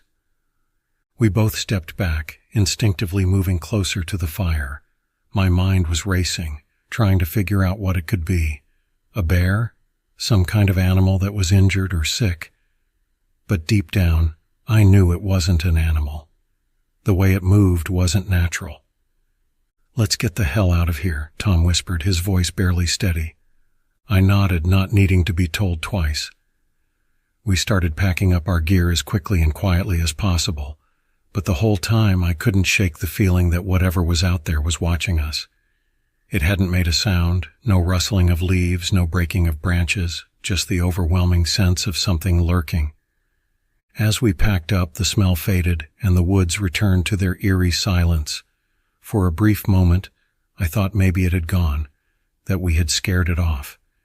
But just as I started to breathe easier, I heard something that made my blood run cold. It was a voice. Faint, barely a whisper, but unmistakable. It came from the edge of the woods where I had seen the thing moving. The voice was soft, like it was trying to coax us closer. It called out to us, both of us, using our names. "Tom, come here."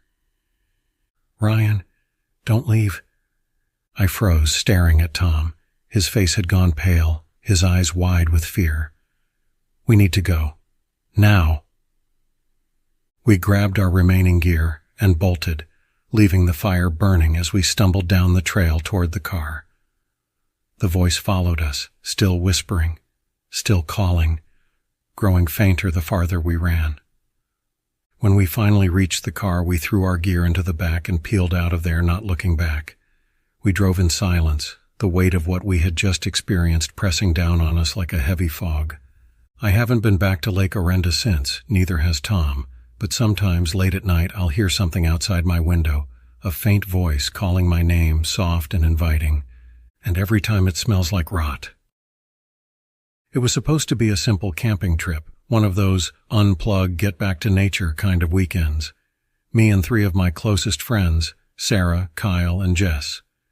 We'd been planning it for weeks, hyping ourselves up about escaping the city, breathing fresh mountain air, and spending 2 nights in the woods near a place called Pine Hollow. It wasn't the most popular spot for campers, but that's what drew us in. The isolation. Looking back, I should have known something was off the moment we arrived. Pine Hollow wasn't like any forest I'd seen before. The trees grew thick and dense, their branches twisted in ways that made them look almost alive.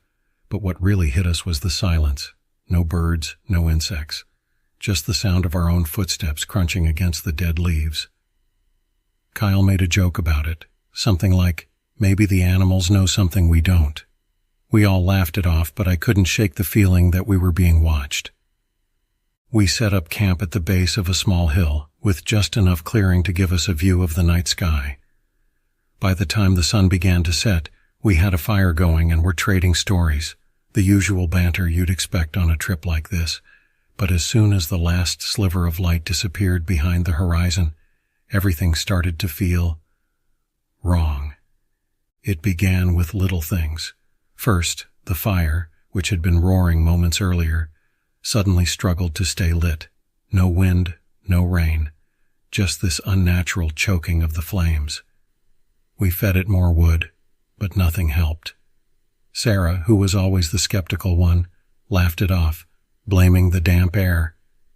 But I could see it in her eyes. She was nervous, too. An hour later, Jess started hearing something in the woods behind us. A faint whisper, like a voice carried by the wind, but too low for any of us to make out. We chalked it up to her imagination. "It's the woods," Kyle said. "They play tricks on your mind." But then we all heard it. A low hum, almost melodic, echoing through the trees. We shone our flashlights around, trying to find the source, but the beams were swallowed by the dark. never quite landing on anything. The noise would stop the second we stood up, only to return the moment we settled back down, like it was waiting for us to let our guard down. That's when Jess saw her. Across the clearing, standing just beyond the reach of our firelight, was the figure of a woman. She was pale, almost glowing, her hair long and wild, draped in a torn white dress that fluttered, though there was no breeze. Her face, I couldn't see it clearly, but there was something wrong about the way she moved. Jerky, like she didn't quite belong in her own skin. Jess screamed, and when we all turned to look, she was gone. No footsteps, no sound, just vanished. We tried to laugh it off as stress or exhaustion. I mean, it had been a long day, right? But none of us could shake the feeling that we weren't alone anymore. Kyle suggested we go to bed, convinced it was all in our heads, but I wasn't so sure. My gut told me to stay alert. Sometime in the dead of night, I woke up to the sound of heavy breathing outside my tent. It wasn't human. I could feel the weight of it pressing down on the air, slow and labored, like some huge animal just inches away. I held my breath, praying it would go away. But then came the scratching, a slow, deliberate scraping against the fabric of my tent, like claws teasing the surface. I wanted to scream, but my voice wouldn't come. I could only listen as the sound circled the tent, moving from one side to the next. I knew the others were hearing it too. I could hear Sarah whispering my name from her tent, her voice barely audible.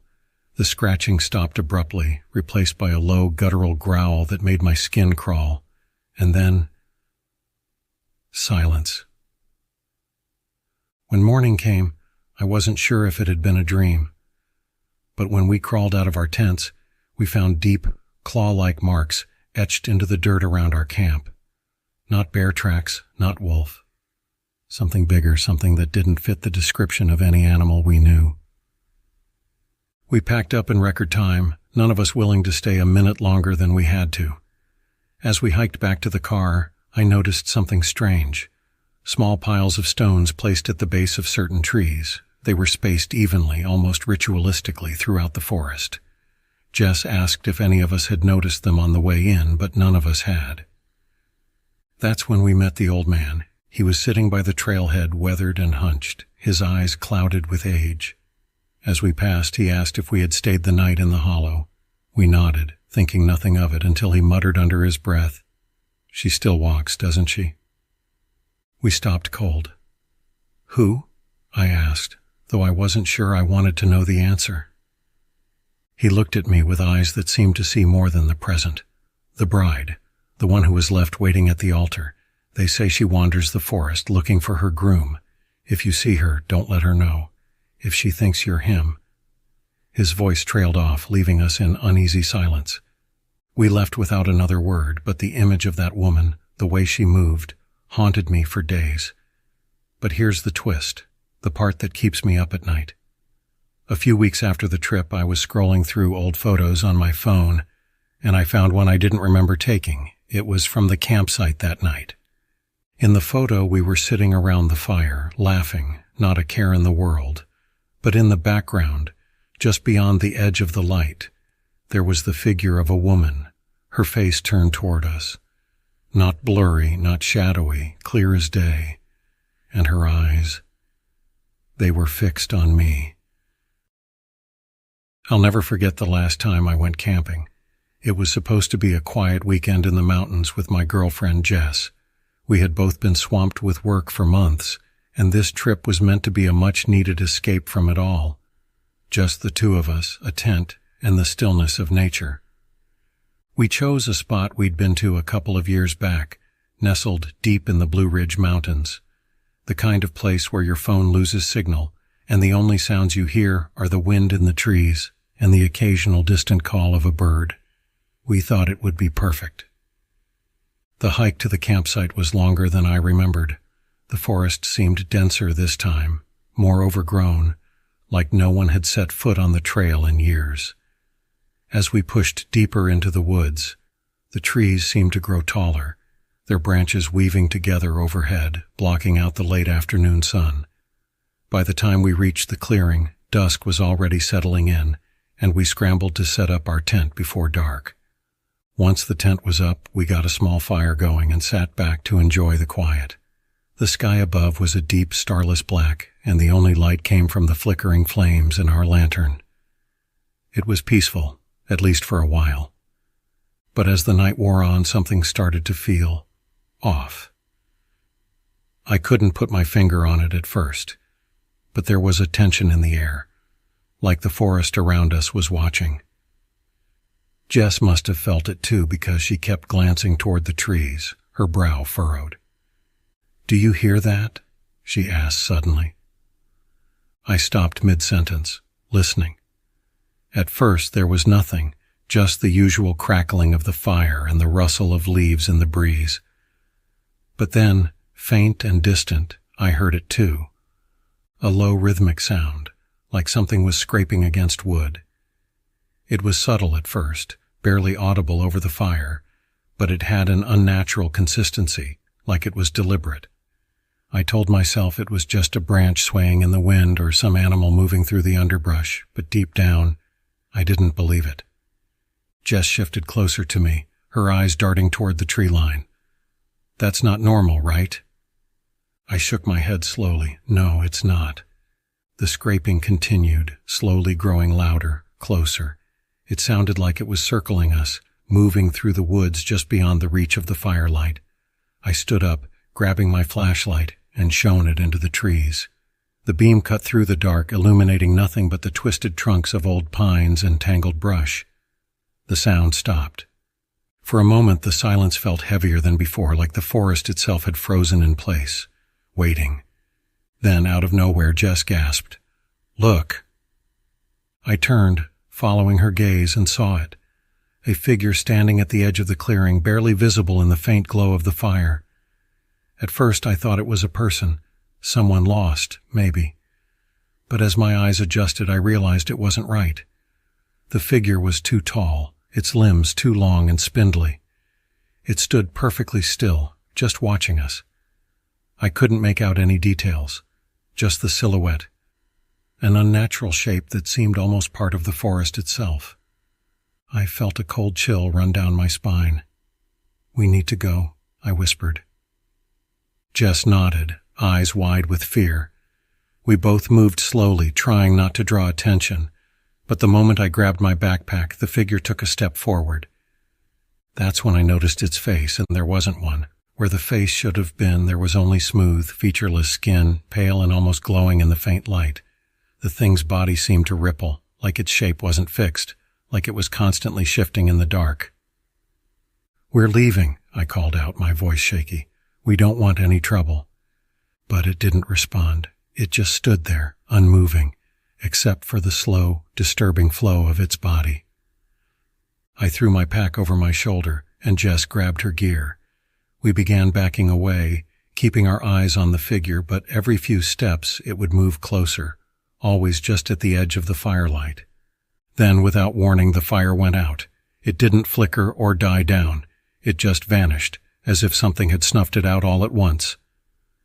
We were plunged into darkness. Jess screamed, and I fumbled with my flashlight, heart racing. When I finally managed to click it on, the figure was gone. "Run!" I shouted, grabbing Jess's hand. We bolted down the trail, my flashlight bouncing wildly as we ran through the underbrush. The trees closed in around us, their branches clawing at our clothes and skin as we pushed through the dense forest. I could hear Jess's panicked breathing beside me, and somewhere behind us, the sound of those same slow, deliberate footsteps. It was following us.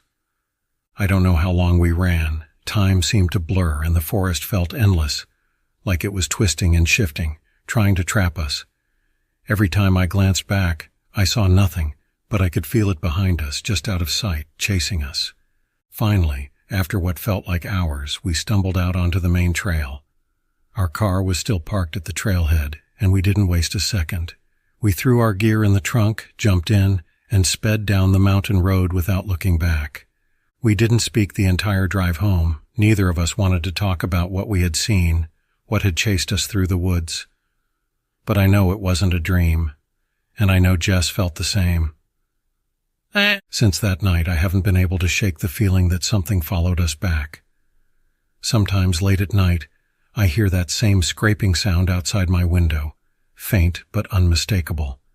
And once, just once, I thought I saw a figure standing in the shadows at the edge of my yard, tall, spindly, and watching. I never go camping anymore. I've always loved camping. There's something about being out in the wilderness, away from the noise of the city, that gives me a strange sense of peace. But that night, that trip, it changed everything.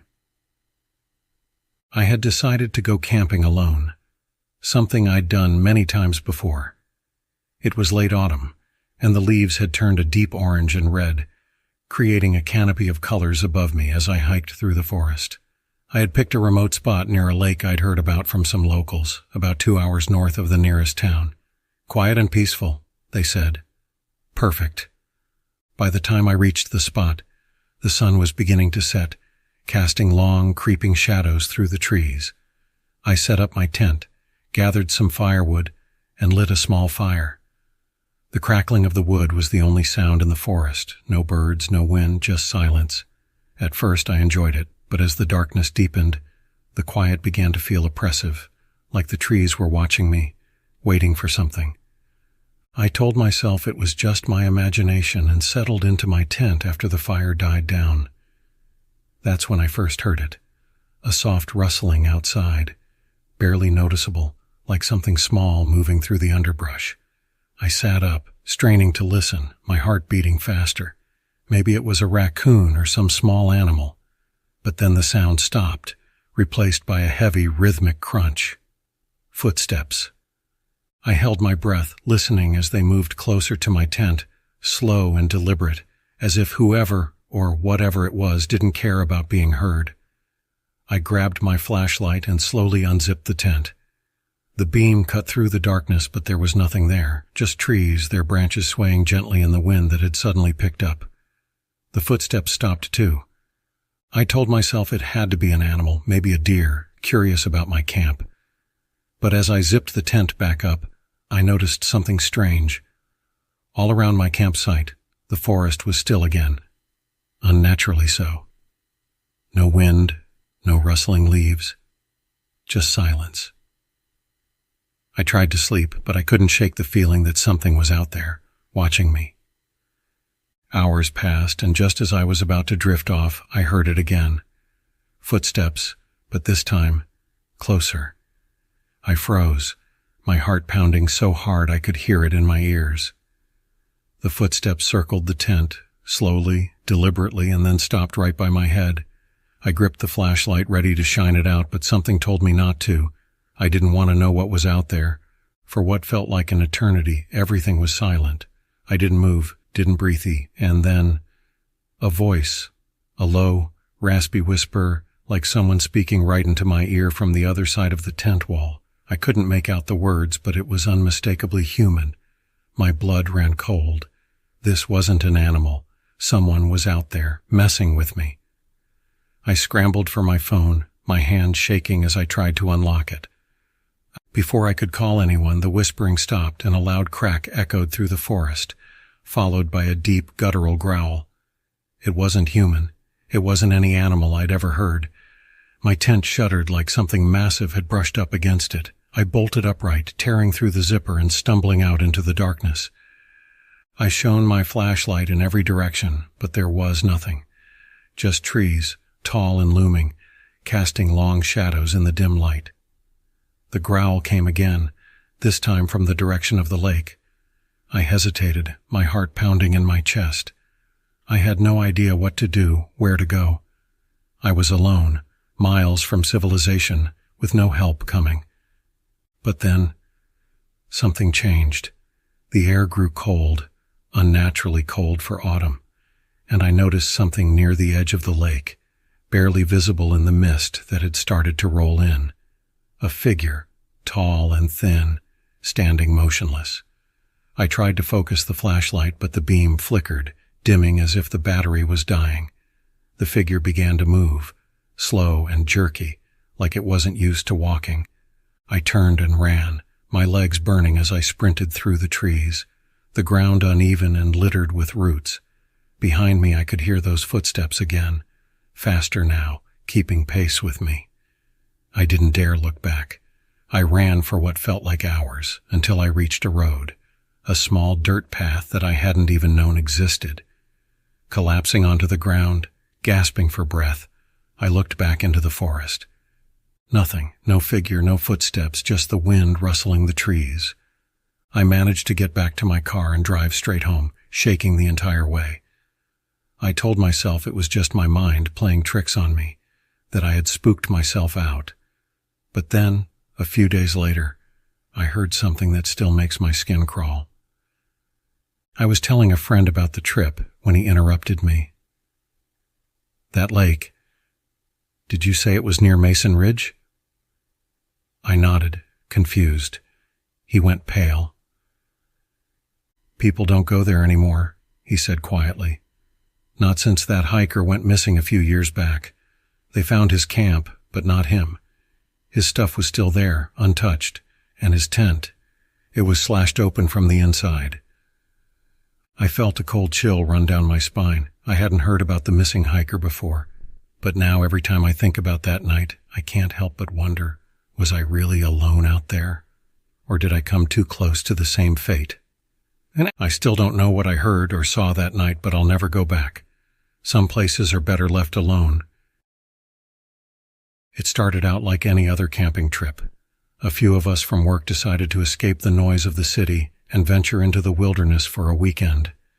We were no strangers to the outdoors, but this time we wanted to push ourselves a bit further, deeper into a national park that had no designated campsites, the kind of place where the trail ends and you make your own way. There were 4 of us: Mike, Sarah, Jen, and me. We parked the car at a remote trailhead and hiked for about 5 hours to a clearing by a lake. The air was crisp, the trees towering above like sentinels guarding some long-forgotten secret. It was perfect. As the sun dipped below the horizon, we set up camp and built a fire. The first night was calm, full of laughter and shared stories under the blanket of stars.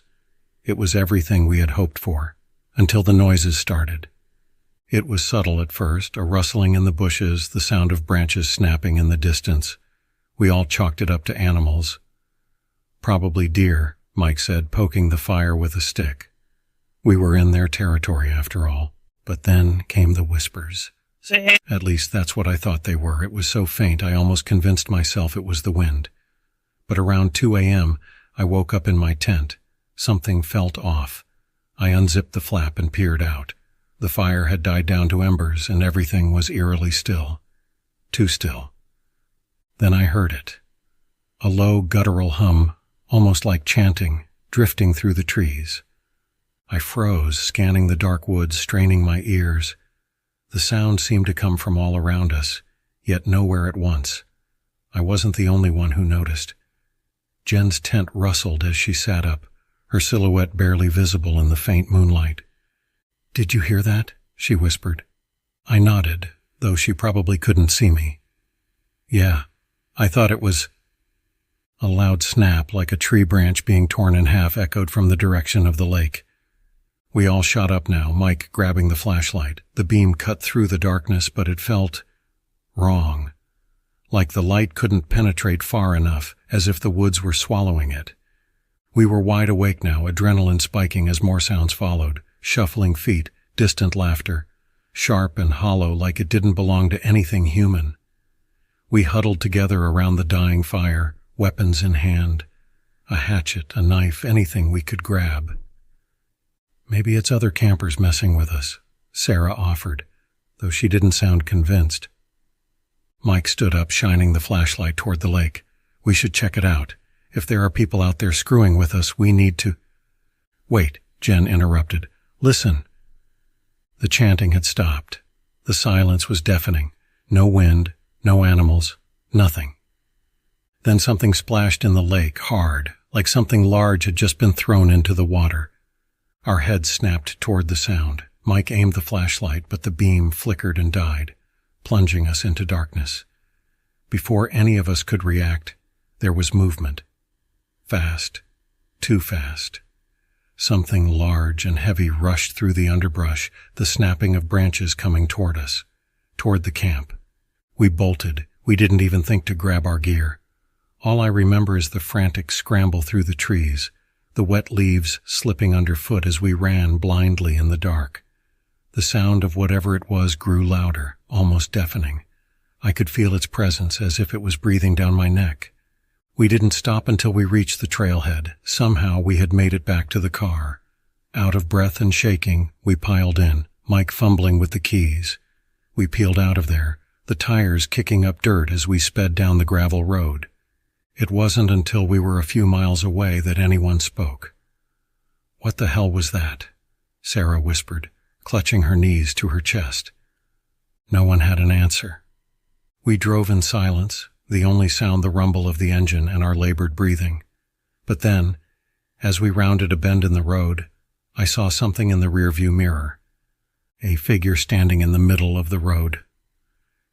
It was just a glimpse, a flash of white, pale against the dark forest. But it was enough. My stomach turned to ice. I didn't mention it to the others. I figured my mind was playing tricks on me. The next day we reported the incident to the park rangers. They said there shouldn't have been anyone else out there.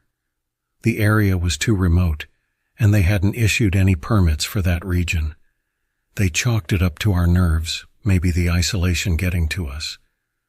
But something wasn't right. After we got home, I couldn't shake the feeling of being watched. Every time I looked outside my apartment window, I felt eyes on me, just out of sight. 2 nights later, Mike was found dead. His body was discovered floating in a nearby lake. The official report said he drowned, but that didn't make sense. Mike was an experienced swimmer. He had grown up near the water. I went to his funeral, still haunted by the memory of that night. After the service, I approached Jen and Sarah. I needed to talk about it, to figure out what happened. But when I brought it up, they stared at me like I was insane. "What camping trip?" Sarah asked, eyes wide with confusion. My heart sank. I looked at Jen, expecting her to remember to back me up. She shook her head. "We haven't been camping in years." I left, shaking, heart pounding in my chest. I knew what I had seen. I knew what we had been through, but now, I'm not sure anymore. And late at night, when everything is quiet, I still hear the chanting. This one happened 2 summers ago, and I still can't make sense of it. I haven't been able to go back to those woods since, but maybe telling the story will help. My girlfriend Anna and I had planned a weekend getaway, a camping trip out to a secluded spot in the foothills of the Cascade Mountains. We wanted somewhere off the beaten path, away from the crowds. We found the perfect place, a hidden stretch of forest near an old dried-up riverbed, miles from any marked trail. It was so remote that we had to hike half a day just to get there, our packs heavy with gear and supplies. When we arrived, it was paradise, a clearing surrounded by towering fir trees, with a soft carpet of moss and wildflowers everywhere.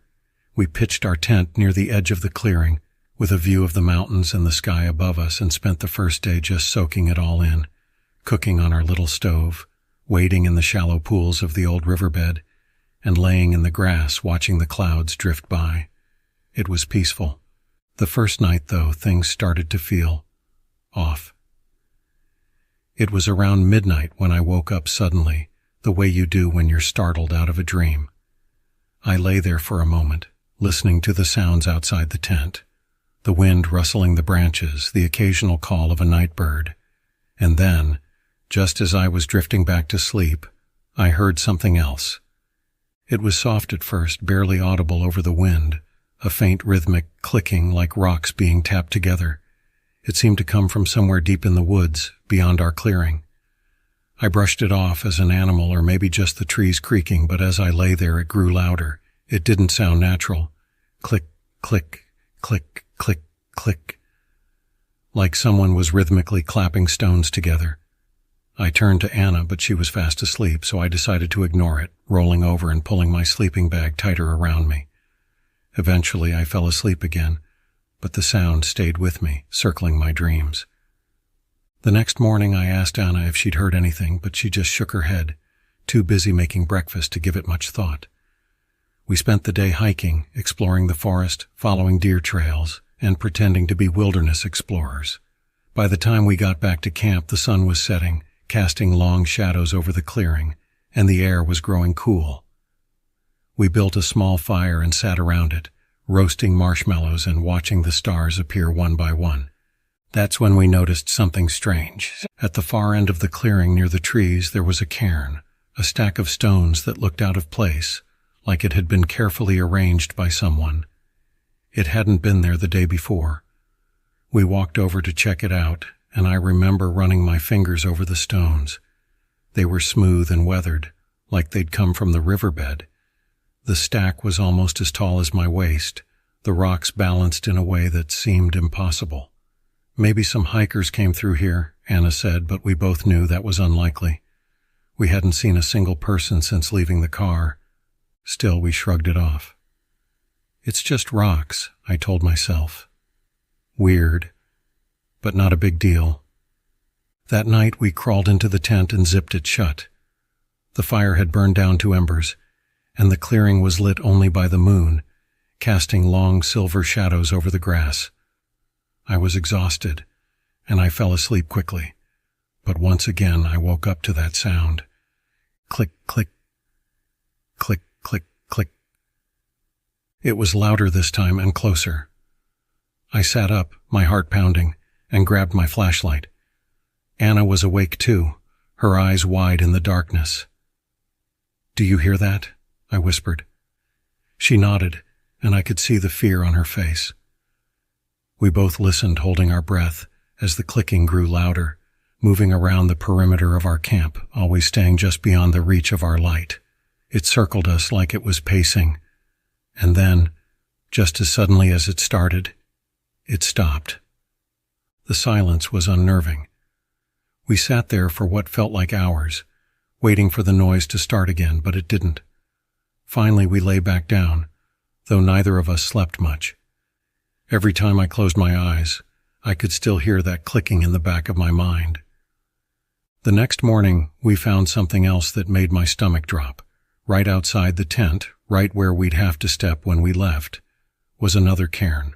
Smaller this time, but more intricate. The stones were piled up perfectly, like they'd been glued together, the top rock balanced impossibly on a tiny point. Anna's face went pale when she saw it. "Who the hell is doing this?" she muttered, kicking the cairn over. The rocks scattered across the ground, and we both stood there feeling exposed, like we were being watched. "Maybe we should leave," I said, but Anna shook her head. "No, it's fine. It's just some weirdo messing with us. We'll pack up tomorrow morning." I wanted to argue, but I didn't. I didn't want to seem paranoid. We tried to go about the day like normal, but there was an uneasy tension between us. Every little sound made us jump, and by the time night fell, we were on edge, too tired to pretend we were having a good time. We didn't bother with a fire, just crawled into the tent and lay there, staring at the ceiling, listening to the wind. And then came the clicking. Click, click, click, click, click. But this time, there was something different. It wasn't coming from the woods. It was coming from right outside the tent, just inches away from where we lay. It was louder, sharper, like someone was smashing stones together right by our heads. I grabbed the flashlight, and Anna grabbed my arm, squeezing it tight. "What do we do?" she whispered. "I don't know," I said. I didn't know what to do. My mind raced with possibilities, a prank, a stalker, something far worse. I slowly reached for the tent zipper, trying to make as little noise as possible, and with one quick motion I yanked it open and shined the light outside. Nothing. The clearing was empty, but the cairn was back, right outside the tent, taller and more elaborate than before, and sitting on top of it, perfectly balanced, was a smooth oval stone, glistening like it had just been pulled from water. Then we heard the footsteps, soft at first but heavy, and they were coming closer. Through the light of my flashlight, I saw movement at the edge of the clearing. A shadowy figure, tall and hunched, moving toward us. I couldn't make out any features, just its shape, but it seemed wrong. Like it was made of the forest itself, its body blending in with the darkness and trees, its movements slow and jerky, like it was dragging itself forward. "Run!" I shouted, grabbing Anna's hand, and we bolted out of the tent. We left everything behind, our packs, our stove, even our shoes. We just ran, crashing through the trees, the clicking sound following us, echoing all around like the forest itself was mocking us. We didn't stop running until we reached the car, panting and shaking. We sped down the dirt road, barely looking back, the sound of clicking stones echoing in our ears until we were miles away. The next day we returned with a friend and the police, hoping to retrieve our gear and maybe find some sign of what happened. But when we got back to the clearing, the campsite was untouched, as if we'd never been there. The tent was gone. The cairns were. I've always loved camping. There's something about the silence of the woods that calms me, the crackling fire under the stars, the crisp air biting at my skin. But what happened last fall made me rethink everything. It was late October when I decided to head out for a solo trip. There's a spot I'd been eyeing for a while, about a 2-hour hike into the forest, far off the usual trails. I thought it'd be the perfect getaway, an opportunity to clear my head before the winter months rolled in. The forest was dense, the towering pines creating an endless canopy overhead. As the sun set behind the hills, the temperature dropped quickly, and the shadows stretched like dark fingers across the trail. I found a flat clearing near a small creek and set up camp just as twilight sank into full night. The silence of the forest was thicker than usual, almost oppressive, like the trees themselves were holding their breath. It wasn't long before I started hearing things, faint, distant sounds, almost like whispers. At first I brushed it off. The woods can play tricks on you, and I figured it was just the wind rustling through the branches. But as the night wore on, the noises became more distinct. Low, murmured conversations, too faint to make out, but unmistakably human. I looked around, shining my flashlight through the trees, but the beam was swallowed up by the darkness. "It's just your mind playing games," I told myself. "You're alone out here. No one else is around." Still, the whispers persisted. They grew louder as the night deepened, closer. My heart started racing, a cold sweat prickling at the back of my neck. I stoked the fire, trying to calm myself, but the flames felt small, almost like they were shrinking, struggling against the darkness that pressed in around me.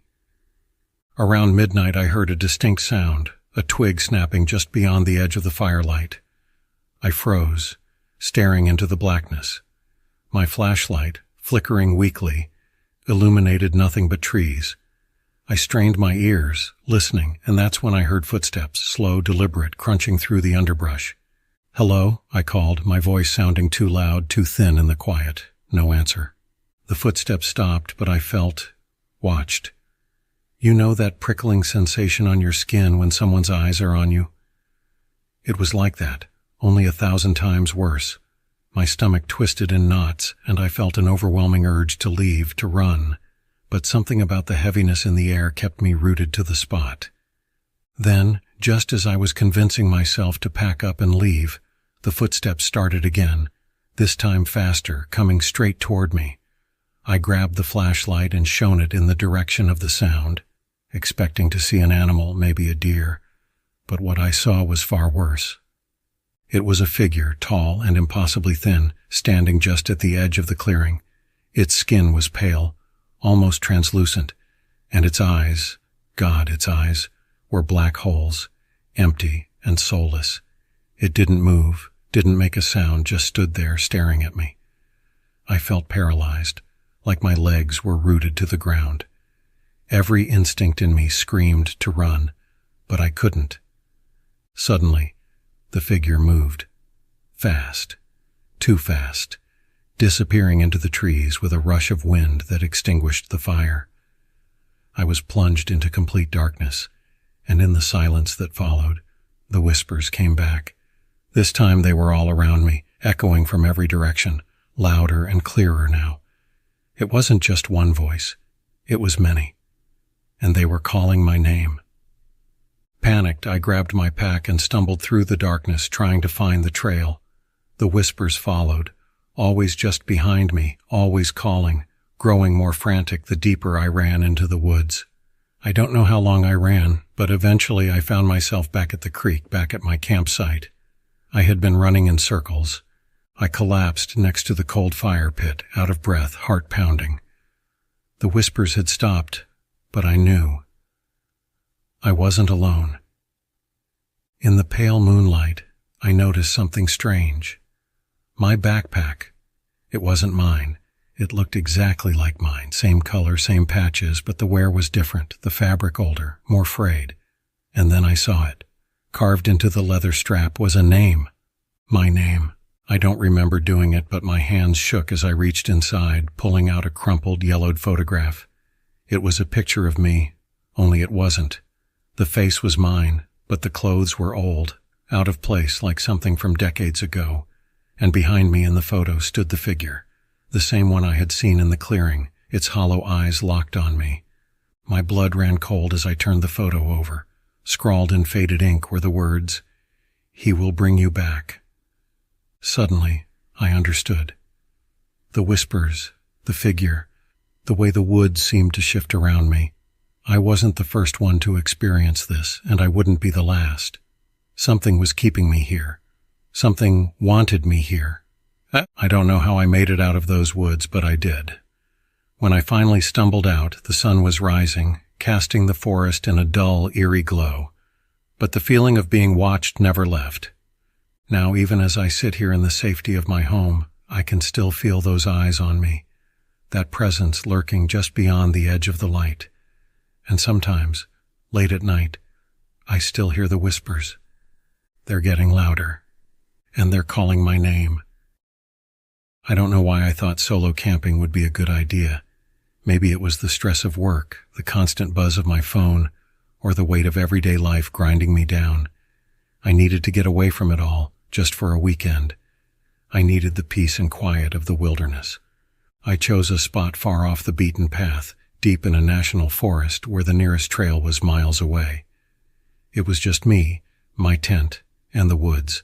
The drive was long, but once I parked and started the hike, the air felt fresher, the silence more profound. No more people, no more noise, just the rustle of leaves and the occasional call of a bird. By the time I reached the clearing, the sun was beginning to dip low on the horizon, casting long shadows through the trees. It was perfect. I set up my tent near a small stream and built a fire as the last rays of sunlight filtered through the canopy.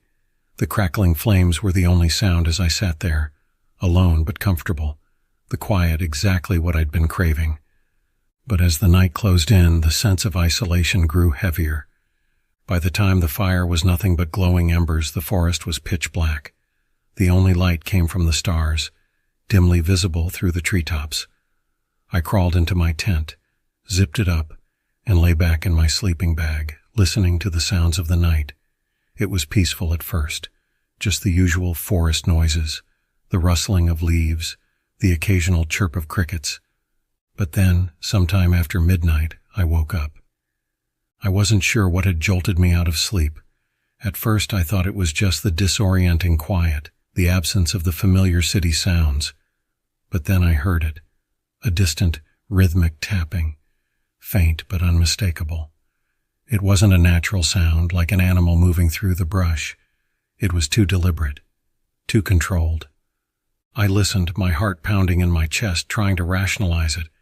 Maybe it was a branch tapping against a tree moved by the wind, but there was no wind. The air was still, unnervingly so. The tapping continued, slow and steady. It seemed to be coming from deeper in the forest, but as I listened, it grew louder, as if it was getting closer. My mind raced, trying to find a logical explanation, but none came. I sat up, holding my breath, straining to hear beyond the thin walls of the tent. Suddenly, the tapping stopped. The silence that followed was worse. It was thick, oppressive, as if the forest itself had gone still. No crickets, no rustling leaves, just an eerie, suffocating quiet. I told myself it was nothing, that I was alone and it was all in my head. But then I heard something new. Footsteps. Faint at first, but growing louder. They were slow, deliberate, crunching softly over the dry leaves and twigs. Someone, or something, was walking through the woods, getting closer to my camp. Panic surged through me. I reached for the flashlight I'd left beside my sleeping bag and flicked it on. The beam cut through the darkness, illuminating the inside of the tent. But out there, beyond the fabric walls, everything was black. I unzipped the tent just a fraction, enough to peer out. The fire was completely out now, and the moonlight barely illuminated the clearing. My eyes scanned the trees, but there was nothing. Just the dense, dark forest pressing in on all sides. And then I saw it. At the edge of the clearing, just beyond the reach of the faint moonlight, there was a figure, standing still. Too still. At first I thought it might be an animal, a deer maybe, but no. It was shaped like a person. It was just standing there, at the tree line, motionless. I blinked, trying to adjust my eyes to the darkness, hoping I was seeing things. But no, it was still there, just standing, watching. I couldn't make out any details, just a shadowy silhouette against the trees. For a long, heart-pounding moment, neither of us moved. My mind raced. Who was out here, this deep in the forest? I hadn't seen a single person since I started the hike. This area wasn't even on most maps. It didn't make sense. I didn't know what to do. My gear was scattered around the campsite, my car miles away. The figure didn't move, but I could feel its eyes on me, watching from the shadows. And then slowly it stepped forward. The sound of its footsteps breaking the silence was like a gunshot. It moved slowly, one deliberate step at a time, as if it had all the time in the world. I panicked. I zipped the tent shut and backed away, flashlight shaking in my hand, casting erratic beams of light around the small space. My heart hammered in my chest as I tried to think, tried to figure out what to do. The footsteps grew louder. I sat there frozen, flashlight pointed at the tent flap, waiting for something, anything, to happen. And then, just as suddenly as they started, the footsteps stopped. I listened, my breath shallow, waiting for the next sound. But there was nothing. Just silence. Minutes passed, maybe longer. I don't know how long I sat there, clutching the flashlight, waiting for something to happen. But nothing did. Eventually, I gathered the courage to peek out again. The figure was gone. The clearing was empty, just as it had been when I first arrived. I didn't sleep the rest of the night. I sat there, wide awake, flashlight in hand, waiting for the figure to return, but it never did. When the first light of dawn broke through the trees, I packed up my gear as fast as I could and hiked back to my car without looking back. I don't know what or who that figure was, but I know one thing for sure. I wasn't alone out there, and I'm never camping alone again. We were deep in the wilderness, far from any marked trails, the kind of place where your phone is just a useless brick and the stars are the only thing guiding you. It was supposed to be the trip of a lifetime, a real escape from the grind, just me, my girlfriend Emily, and our friends Tom and Sarah.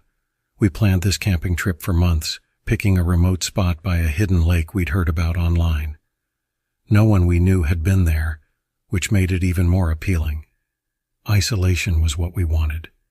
We reached the lake just before sunset. The water was still, reflecting the sky like a perfect mirror. Surrounding it were thick, towering pines and rocky cliffs. It was stunning, completely untouched by anyone. We were the only ones out there. The remoteness was exhilarating at first, but as the sun dipped below the horizon, casting long shadows across the water, the place started to feel heavy. The air, the silence. It was as if the forest itself was holding its breath.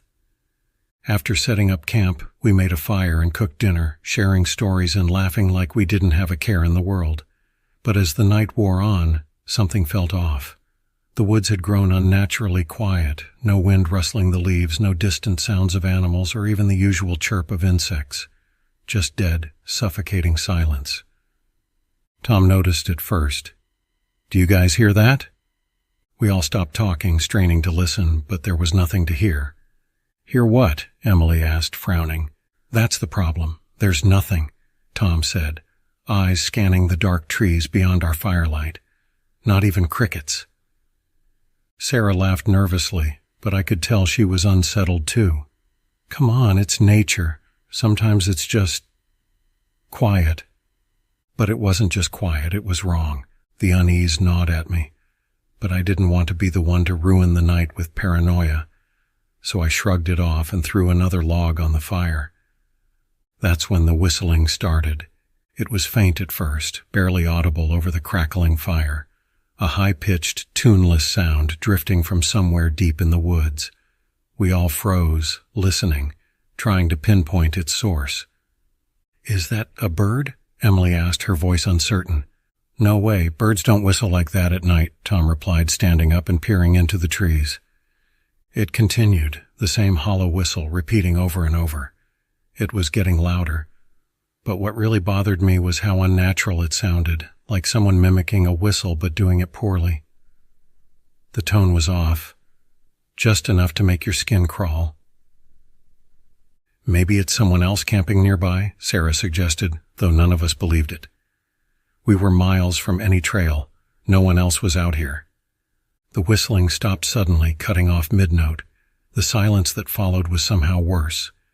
We all sat there staring at the dark trees, waiting for something to happen. Nothing did. "Okay, that's freaky," Emily whispered, scooting closer to me. "I'll check it out," Tom said, grabbing his flashlight. "Bad idea," I said immediately, my gut churning. "Let's just stay here. It's probably nothing." Tom shook his head. "We should know if someone's out there messing with us." "I won't go far, just a quick look." Before I could stop him, he was already heading toward the tree line, the beam of his flashlight cutting through the darkness. The rest of us stayed by the fire, the three of us straining to hear or see anything, but there was nothing. Just Tom's light bobbing between the trees, getting smaller and smaller. Minutes passed, no sound, no whistling, just the crackle of the fire and the oppressive silence of the woods. Then suddenly Tom's light disappeared. One moment it was there, and the next it blinked out like someone had turned it off. "Tom?" Sarah called out, her voice trembling. "Tom?" No response. A cold knot of fear tightened in my stomach. "Tom, answer us, man." Still nothing. I grabbed my flashlight and stood up, my heart hammering in my chest.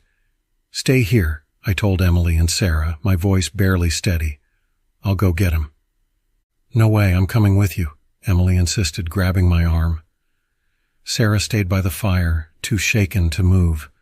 We moved toward the spot where Tom had disappeared, our flashlights cutting through the trees. The forest felt even darker now, the shadows thicker, more alive.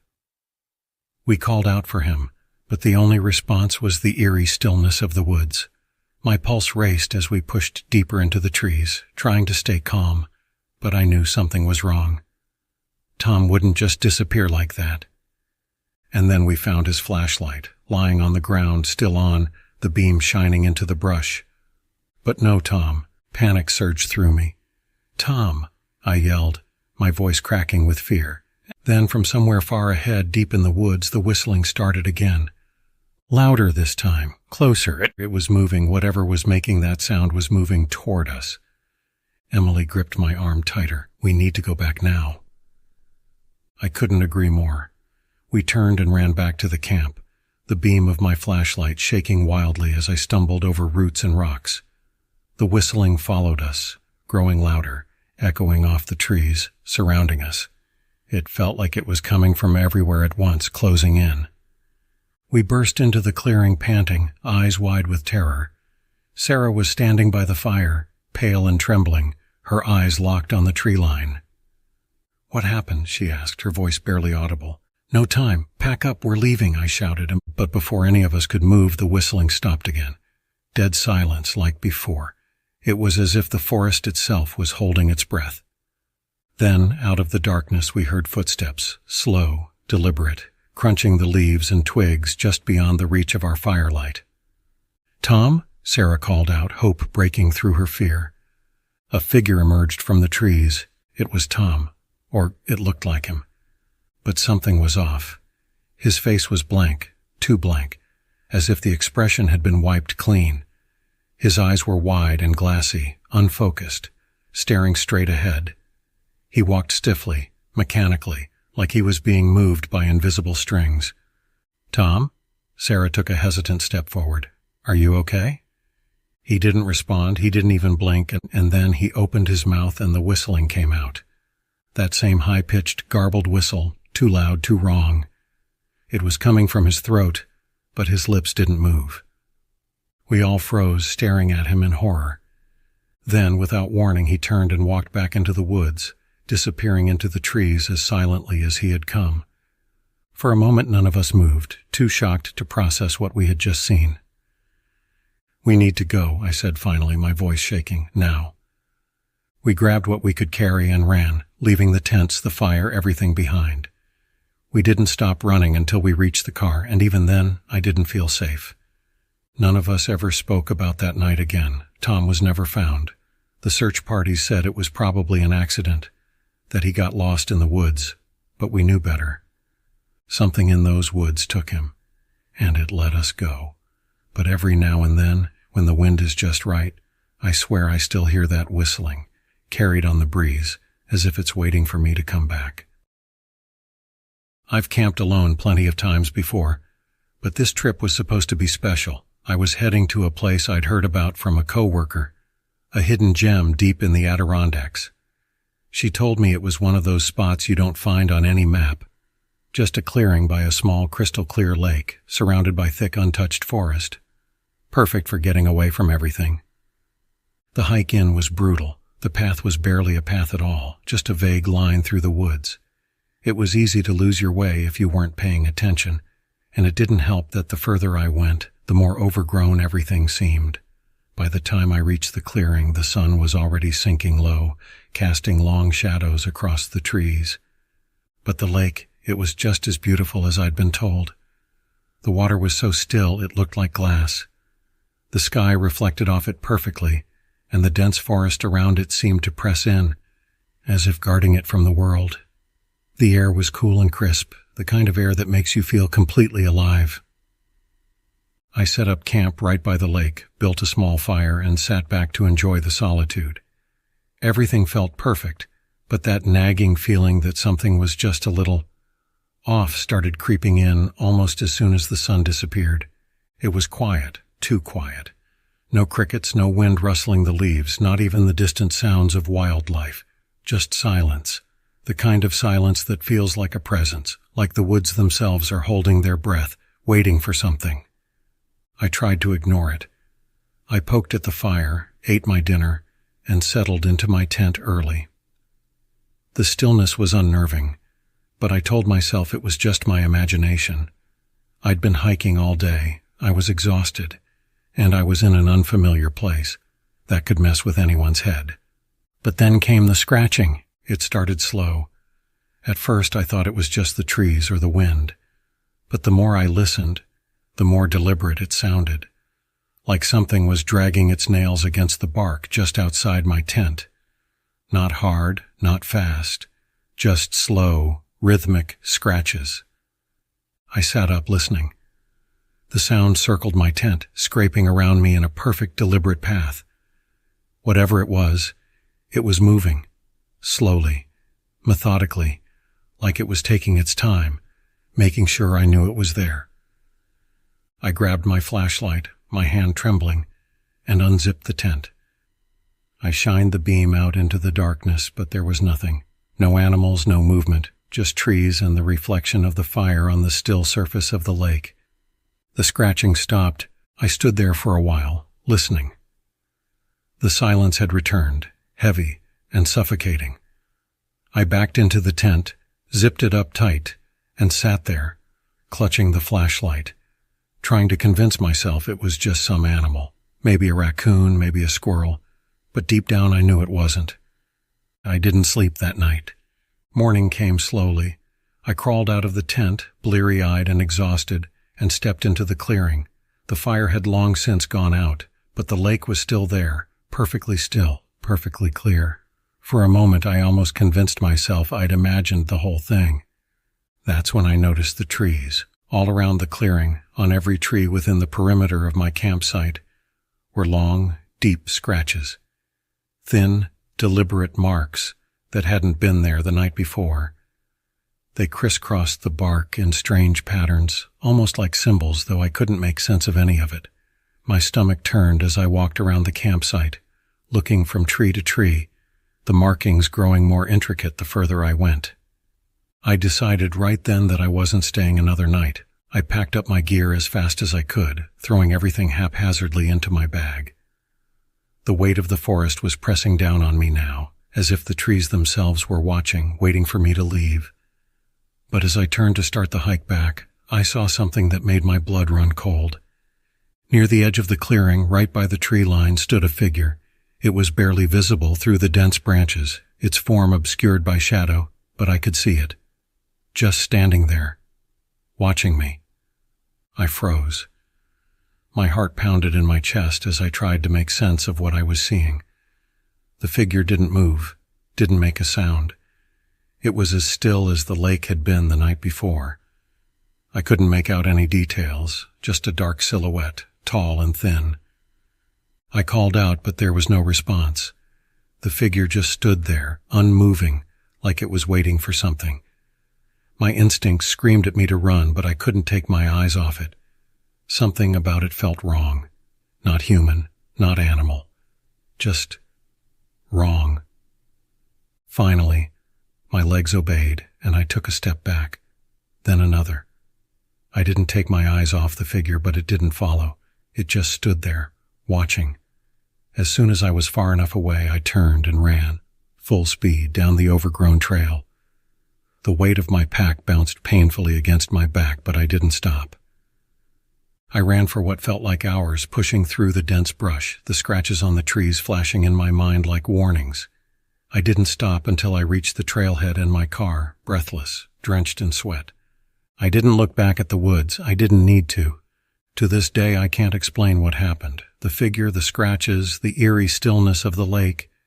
It all feels like some kind of fever dream. But I know what I saw. I know those scratches were real. And I know that whatever was in those woods that night, it wasn't human. I haven't been camping since.